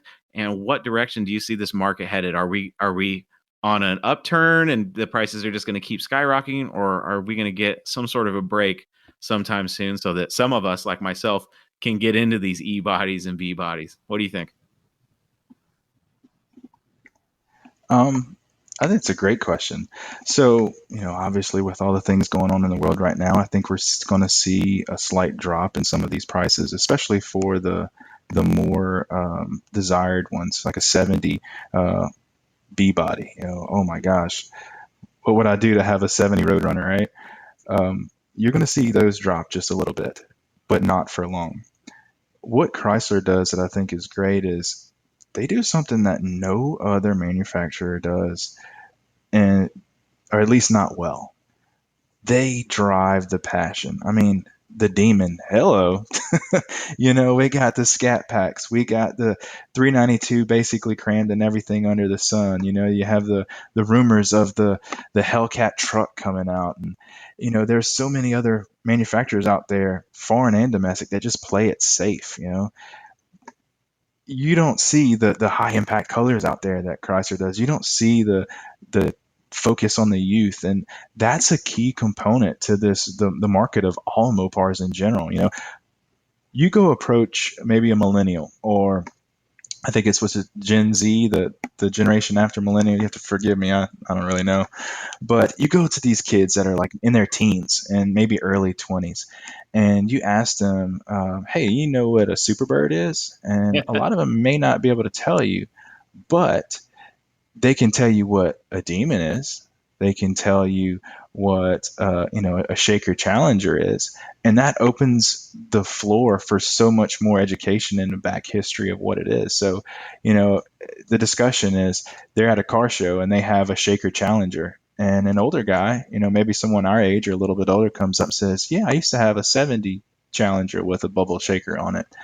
And then it kicks off the discussion. Wow, I never knew those things existed. So by keeping today's youth engaged, what it's going to do is it's going to continue to foster that relationship and help preserve the value of these older cars, the ones that a lot of us really enjoy. Will they kind of maybe plateau for a while? I think so. But at least they're not going to hit rock bottom. At least is the way I see it. They're not going to hit rock bottom where you can, buy a A12 car for $1,500 and a stick of bubble gum. I don't think that's ever going to happen. But it's really the youth. It's all about the youth. You keep them engaged. The red-blooded young Americans out there buying those cars, and I think you always have that tied relationship. Awesome. You actually answered the next question I was going to ask, which was, what are your thoughts on modern Mopars? So I won't ask that one now. I want one. I know that. Yeah, man, me too. I keep battling myself every day because, like I said, I'm a fan of those 6.1s, and they're older, but I've driven that 6.4. There's something about that 6.4 that is just a monstrous. I don't know. I drove a 392 and that thing was just it was an animal. I was like, I don't need this car. This is going to get me in some serious trouble.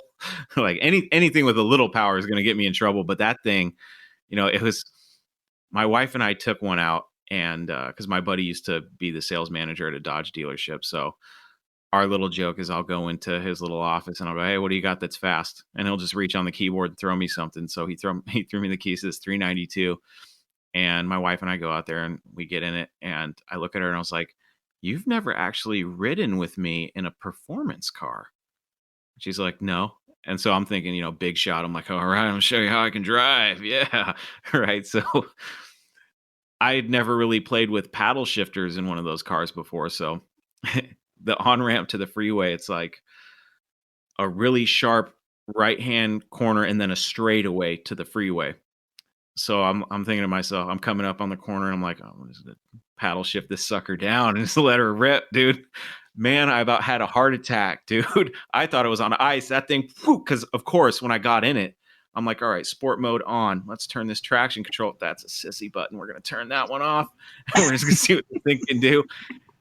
Oh man, I played it off really cool, but my butt was so puckered. Oh my God. I was probably up off the seat. I was so puckered. I was like, oh God. I'm trying to play it cool and this thing's coming out.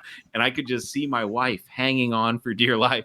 And then once I got it under control and had it straight and realized I wasn't getting us killed, man, I put my foot in that thing and it just, and the power of those things is just, it scares me to think that anybody with a big enough wallet or good enough credit can go buy a Hellcat or God forbid, Hellcat Red Eye or a Demon, for God's sakes.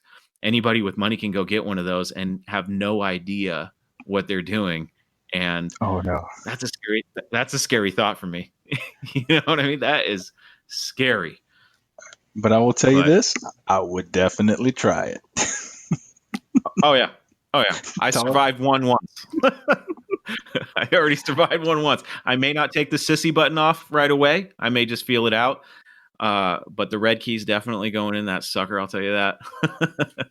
But yeah, so modern Mopars for me, yes, but I would never feel comfortable only owning modern Mopars. And to be honest, I don't think I'd ever be comfortable not having a Mopar project car.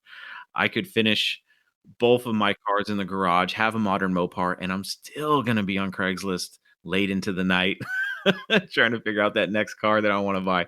It's a sickness, it's a disease, but this show and companies like DIYHEMI keep that sickness at bay. So thankfully, those resources are out there for people like us. But before we get into one of my favorite segments of Direct Connections, which is the six pack, I have to ask you, do you have any advice for the listeners that is Mopar related, possibly even any advice for swapping a modern Hemi into a classic Mopar? Any piece of Mopar related advice that you can think of to give the listeners? Go ahead. I would say, bar none, do it. You will not regret it. And the number one thing that I really hear from persons on the edge is they think it's complicated. The number two thing that I hear for people that are teetering on the decision is, I don't want to affect the value of my classic Mopar, or I don't want to affect the value of my vehicle. And nothing could be further from the truth. These engines are so direct bolt in that you could go back to original, numbers matching, all, whatever you want to the nth degree, you could put it back to original and not hurt your vehicle whatsoever. It's a bolt-in application. So, for example, I get a lot of flack, right? We have a real J code AAR with a Gen 3 in it, and people's like, oh, it needs a six barrel. I get it. I agree. Like, it's got heritage there, but in a weekend we can change it. And there's not one piece of sheet metal in this car that's been altered or impacted to where it can't go back to all original. So if you're on the fence for originality's sake, don't be. You're able to enjoy your car maybe while you rebuild that original engine and set it on the stand to the side. Don't be intimidated by it. It's very easy. The wiring it's simple, and we can help you get there, to get over that worry or that concern that it's too cumbersome and it's too difficult to do. Don't hold back. If you're thinking about doing it, then obviously you have some bit of your heart that wants the benefit that comes out of a Gen 3 Hemi. Just go with it. If you absolutely hate it for some reason, you just can't stand it, you can go back to stock very, very easily. So it's just like a no-lose situation. It's like, hey, I'm going to give you all this money. Just hold it. You could spend it if you want, but if you don't like it, you could give it back to me. It's kind of the same thing, It's like, just try it. It won't hurt you, And I think most people, when they actually just take the dive, they're just like, oh my God, why didn't I do this sooner? Yeah, that's awesome, because I never even thought about the reversibility factor. If I decided, oh, hey, maybe I took away from the value. I mean, let's just say I have a 68 Charger RT and I put a modern Hemi in it, and I'm like, oh, I still have the original numbers matching engine, and I just decided that I don't like this car anymore. I want a CUDA instead, and I want to get as much money as I can, and I'll probably get more money if I return it back to stock. You can still do that. Mm-hmm. So it's not irreversible. You're not altering the car permanently. That's really cool. I never really thought of that aspect of it. Excuse me. That's God. Great answer. Love it. Let me ask you this before we get into the six pack. I just thought about this. It just hit me. Is your CUDA the only AAR that has a modern Hemi swap in it? Do you know of any others? I do not. I know of some clones that have the Gen 3 in it, but I don't know of any true AARs out there. I guess I'm a glutton for punishment. I don't know. You got to have tough skin sometimes to do stuff like that. Send all your hate mail to Blake at. No, that's actually, hey, that's bragging rights, man. I like that, because it says that you're not scared to go outside the box, because there's a lot of people out there that would probably never do that. I am with you 100%. I think it's awesome. You know what I mean? Because, how many people can say their AA or has a And, Hemi? and I don't want to fluff it. And Chris, I don't want to fluff it here. It's like a 20 or a 30 footer car. Let's the way I like to look at it, and I've had this discussion like on message boards and the good old Facebook, right? And they're like, "Oh my God, why would you do that? You ruined it. You ruined it." And when I just have a calm discussion with an open discussion and said, "Hey, look, this thing sat in a barn for nearly 20 years, untouched, off the road. No one saw it. It has a non-original numbers powertrain that's tired. So I could take this powertrain, this 340, go completely through it, spend six to $10,000 doing all this work, and months down the road, maybe get it on the road. All this time and energy, and worried about someone else's opinion, or in the corner, I have this Gen 3 Hemi. It's ready to go, bolted in, and my 20 footer, my 40 footer car out there with nicks and chips and scratches and all that stuff. It's on the road, man. We're out there getting the thumbs up from the little kids and the old guys and out there just having a hell of a time. That's what it's about. And I had that discussion and said, look, it's not original number, and I can go back to original anytime I want if I ever built this up and was able to acquire a TA block. A TA block alone goes for like $5,000 now. Oh, yeah. So if you look at it, it's like it doesn't make any sense for me to sit on this car and let it collect dust and not let people see it and not enjoy it myself. That's probably the number one dream killer of projects, is just sitting there and not being able to enjoy it.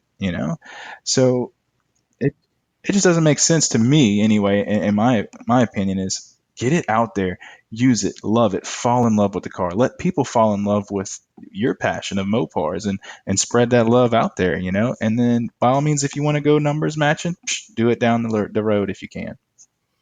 Absolutely. I agree 100%. And, I try to convey this on the podcast as much as I can and every chance I get. And that's that I'm almost more of a fan. Actually, I would go out on a limb and say that I am more of a fan of cars like yours, the 20 footers, than the car that I know, Richie Rich pulled out a wallet and paid, $100,000 to have his car completely redone. Are those cars awesome and cool? Yes. I love all Mopars. But there's something about a car that I always look at it like the car was given a second chance. You know what I mean? You got that car back on the road and said, you know what? I'm not going to sit on this car for 10 years and wait on body work and stuff. And I like cars built as found. I don't know why. I've told my wife this before, and I was like, I don't know what it is. Maybe I'm messed up in the head, but I still would rather see, like at a stoplight, if I'm at a stoplight and there's a ratty Mopar, it doesn't matter what it is, and a brand new Challenger, Hellcat, Demon, whatever, nice Scat Pack wide body, something like that. My eyes are always going to, cool, it's going to go right to the ratty Mopar. And they don't even have to be ratty. I think that term is thrown around too much. Hey, these cars are old. You know what I mean? That car may not be ratty. It may just be lightly used. I like a quality used car. You know what I mean? So I don't know. I ran when parked. Yeah. Yeah.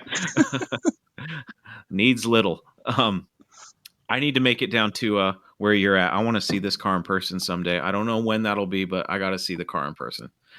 It just sounds too cool. Well, we're hoping to get it out there. I will be bringing it to Carlisle.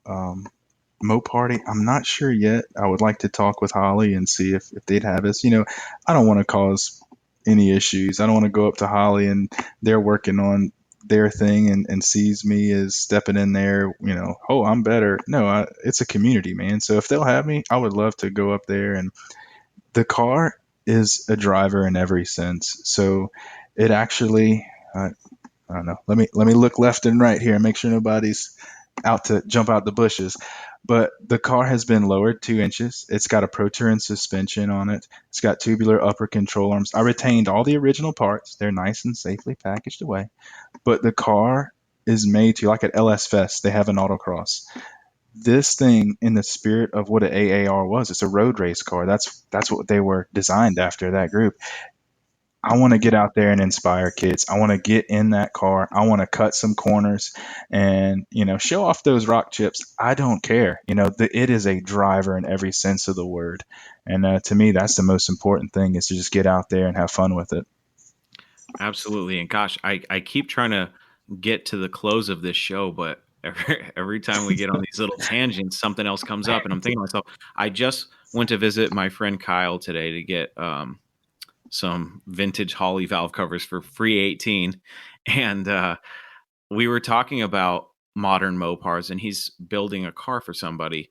And they were discussing whether or not they wanted to go, more factory, or if they wanted to get crazy with, modernizing the suspension and whatnot. And we were talking about the night and day difference of how cool it is to have a old Mopar, just, the torsion bar, all that stuff, versus modernized suspension, coilovers, and all that. And I want to get your opinion, because you've driven both. How much of a difference as far as night and day? And we obviously know it's crazy difference, but I like to hear it from the horse's mouth. Tell me what the difference is when you drive an old school Mopar versus one that's been upgraded as far as suspension goes.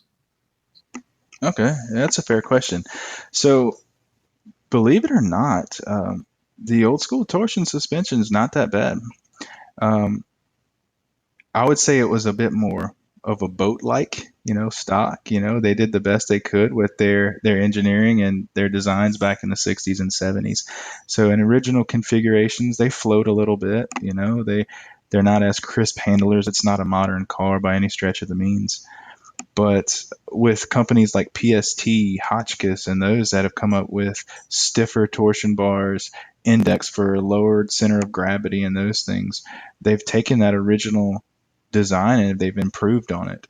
So you don't have to cut up your fender wells, and you don't have to cut out maybe bump stops and stuff on the front suspension and put a full tubular. You can if you want, but believe it or not, they've had some remarkable improvements on that original design. So looking at my car when I first had it, driven it around before the suspension upgrades, it was fun. It was very comfortable. The steering response was lagging. It just didn't dart where you wanted it to. And there are some limitations in that original geometry. So like the tuber control arms allow you to get much more caster and camer. So when you're talking about performance, feel, just over time, as engineering has improved over the decades, they've learned what a better geometry is for suspension. All of your modern suspensions, they have this just better technology in them just with time. So a couple bolt-on aftermarket parts totally changes the feel for this vehicle. So right now, I'm going to give you a couple technical specifications. It may sound like jargon, but we're at -1.5 degree of camber on the front, towed in about 1/8 of an inch, I want to say, very minuscule. And then we're running like +7 degrees of caster. This thing dives into the corners like a World War II airplane, like it's just dive bombing. This thing is it's handling like it's on rails, and it's just totally night and day different over the original configuration. So the improvements are there. It's the market's out there to really make these things handle more like a new car. What I can say about the really new stuff, like, the new Hellcats and Demons, all that stuff, is they not only do they handle really well and they dart in and out the corners, but they also have like a really cush, comfortable feel when it needs to be comfortable. With the old school stuff, just being completely transparent, is when you make them handle like they're on rails, sometimes they ride like they're on rails and you feel a lot. So it's just the truth of the matter, but you can make it what you want it, and it just depends on how far you want to go down the rabbit hole. Awesome. Well, man, I don't know if you've looked at this clock, but we're approaching 2 hours and 15 minutes. That's what happens with Mopar guys. I swear to God, I know. It's just if you're passionate about something, you can talk about it forever. So I can't do that to you. And I know my wife would kill me if I walked into the bedroom at 4:00 in the morning, like, yeah, me and Blake, we were just talking Mopars all night long. So Your wife's let's never move going. on. My wife is so understanding of me and my like. That's awesome. Before we started this, she's like, I'm just gonna go upstairs and watch TV. Is that okay? And I was like, yeah, that's fine. And I could hear it just barely. I could hear. I was like, hey, turn it down. We're making magic down here. Mopar magic's happening. So she's cool. She turned it down, but yeah, she's awesome. She's amazing when it comes to this stuff, because if the shoe was on the other foot, I'd be like, so are you making money with that thing, or what is this, a hobby? Is you having fun with your friends on the internet? Are you talking to yourself in that little microphone you got? Cool, neat. How much money are you making? None. Oh, cool, neat. You're still taking up a spot in the garage where my Jeep's supposed to be, and you're not working on your project because you're making these podcasts. So we need to start thinking of what's more important in our lives: a happy wife, or. But no, she's cool. We were actually. That's cool, man. I don't know if she'll be comfortable with me talking about this, but we kind of got in a little argument this weekend because I want a new Challenger. And she's on board. She wants a new Challenger too. And the thing was always, well, I want to be able to drive it too every once in a while. And of course, knowing that, she's part of the decision making, I can't say, well, you ain't driving the Challenger. You out of your mind? So I'm like, okay, cool. Yeah. And I've always been pushing because she doesn't know how to drive a stick. And that's partially my fault. We've had a couple cars that have had manual transmissions in the past, and we just never got around to teaching her. And so every time I see a 6-speed Challenger, I'm like, oh, this one would be cool. And she's like, oh yeah. I was like, 6-speed though, so sorry.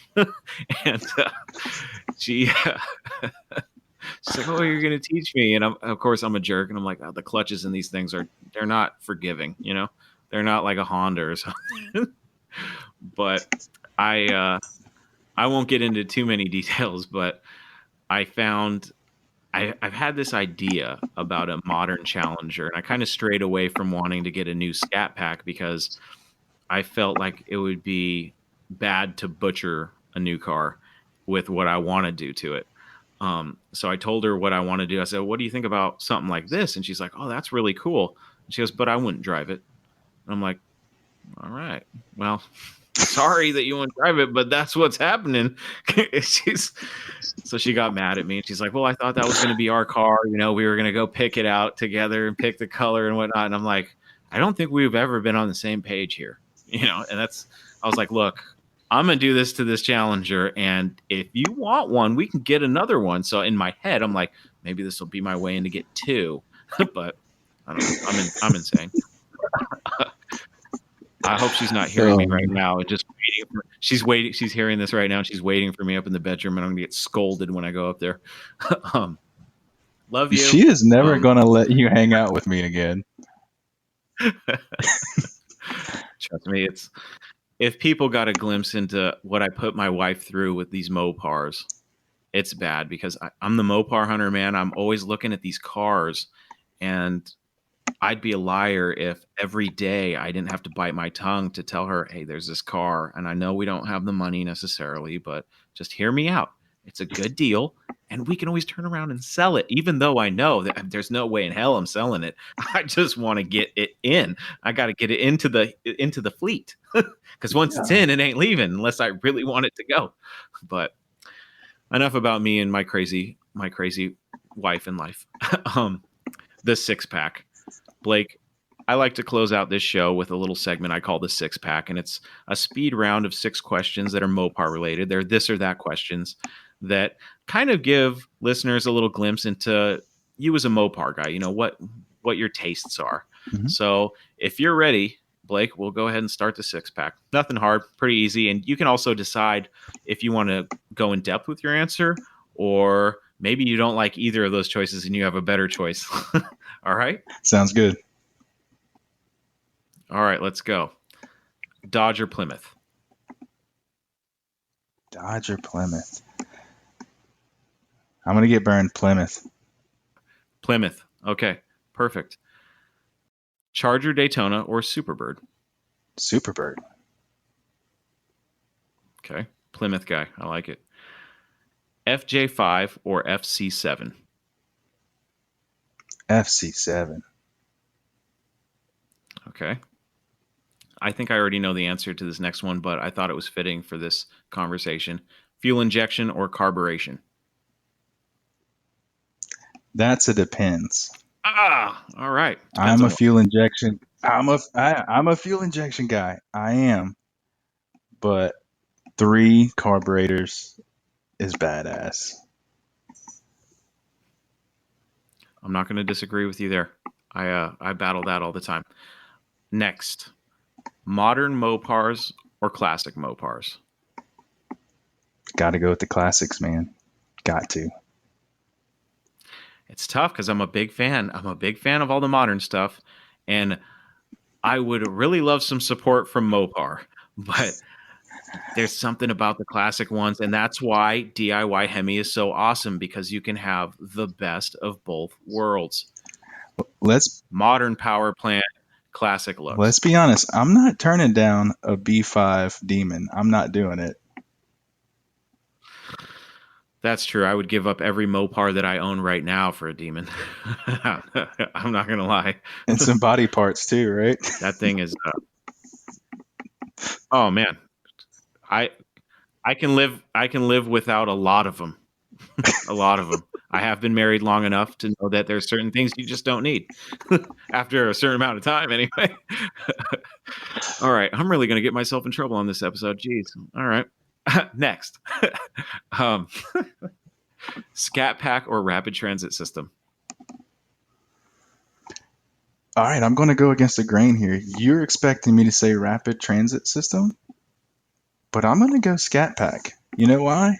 It's the B, man. That B is just so damn cool. I am with you. That's one thing I battle with myself a lot is, because I'm a fantasy guy. I think about, Mopars, and if I had the money to get the ultimate Mopar, what would it be? And there's something about a wing car that will never leave, the deep seated Mopar just obsession. I want a wing car. I don't think I can leave this earth without having one in some way, shape, or form. But I would die for an A12. God, I want an A12B so bad. And I thought for a while I was debating whether I wanted the Bird or the B. And there's just something about that 69.5 Super B that just, I don't know. Mm-hmm. I have to have one of those. And if it ever came down to a situation where I had the money and there was a B, an A12B, and a wing car, doesn't matter if it's a Superbird or a Daytona, and they were both the same price, I don't know if I would have to flip a coin. I don't know if I could actually make the decision. And I know when I see what that coin is flipped at, I'd probably be like, all right, well, let's just take a second mortgage on the house and let her rip. Let's take both. You know what? Because guess what, honey? We can always sell one and make some money. I have to go with you there, man. I love the wing cars, but there's something about an A12 that just screams cool. That thing is so badass. Yeah, man, factory race cars, there's just something about them. And when I think back to, the muscle car era, people that are not Mopar people that I talk to, because a lot of my friends are not, like on a personal level, like the friends I've known for years are not Mopar people.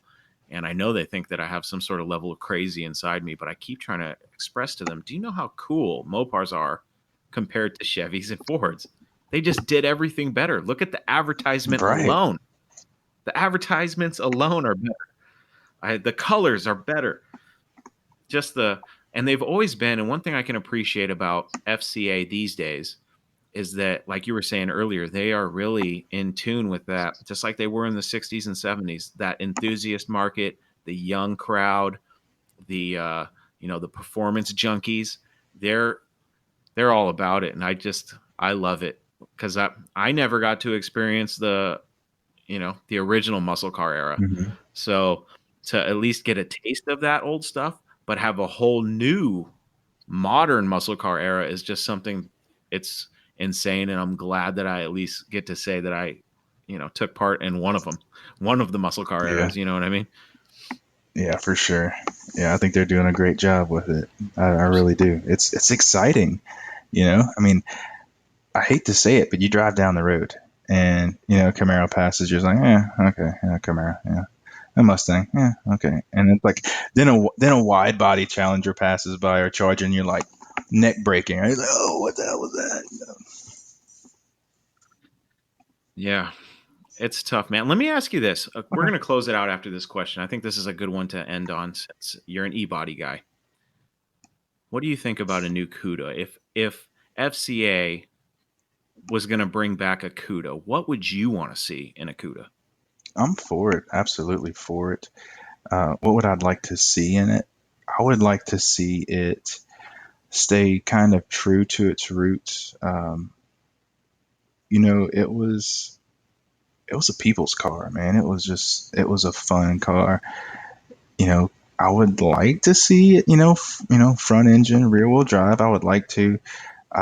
I don't think it would be received that well by the Mopar crowd if they kind of took like a C8 Corvette approach, like mid-engine, kind of import style, European style. I don't know if that would do really well. And I'm a fan of retro. I think the Challenger looks great they have now, so if they had some retro throwbacks to previous generations of the CUDA, man, do it. Bring it back. I'm all on board for it. Yeah, I agree. I agree 100%. And I never really thought of it, but I think I would accept a mid-engine car if they said, "Hey, look, we're never bringing back the Viper. The Viper is dead. We just need a cool name." Then I would go, "Okay, I'll give you that. I'll give you that." But I also don't necessarily want to see a Challenger dressed up as a CUDA. I'm not interested in that either. I want to see something a little bit fresher. And I think they could do. Now, I'm a fan of the e-body, don't get me wrong, but hear me out. I really think they could do something with that fastback styling of 67 through 69. I think there's something there, and I think they could really do something with it. But I guess we'll have to wait and see, because who knows if it's ever going to come back. But, they brought a Demon back as a Challenger, so it wouldn't surprise me what they do. They always have something up their sleeves. But, Blake, it's been a pleasure to have you on. We've been wanting to do this for a while. We've gone 2.5 hours. That's insane. But I want people to know where they can find all your stuff, your social medias, your website. Tell them where they can find Blake Andermann. You could find us on Facebook at DIYHEMI. Instagram, same thing, at DIYHEMI. And you can go to the website, DIYHEMI.com. Reach out to us. They have a contact form. They have good information there for you, some stuff you can take a look at. And if you have some issues, reach out to us. We'd be glad to help. Awesome. Blake Andermann from DIYHEMI. Thanks again, buddy, for joining me on the show. And if you're up to it, we got to do this again sometime. This was a blast, man. I enjoyed it. Oh, for sure. Absolutely, man. Awesome. And someday, I'm with you. Someday, SEMA, beers, we're doing it.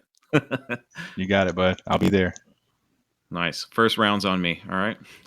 Ladies and gentlemen, that was Direct Connections and my friend, Blake Andermann from DIYHEMI.com.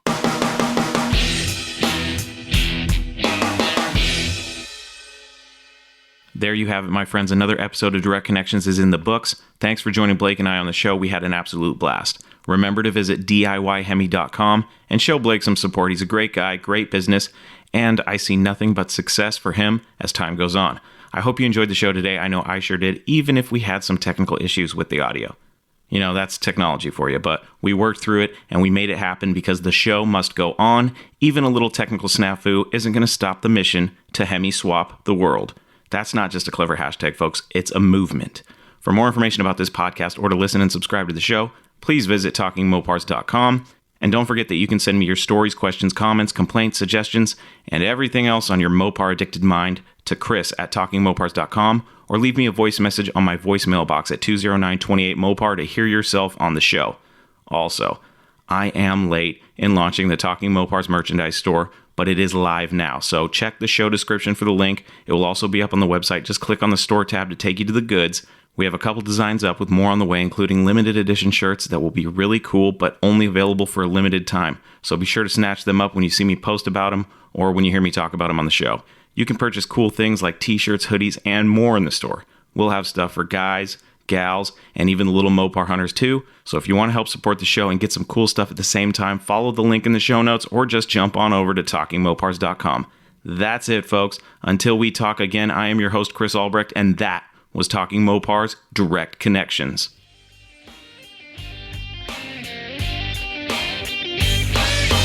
Thank you for listening to Talking Mopars, your direct connection to all things Mopar. Until next time, remember, no Mopar left behind.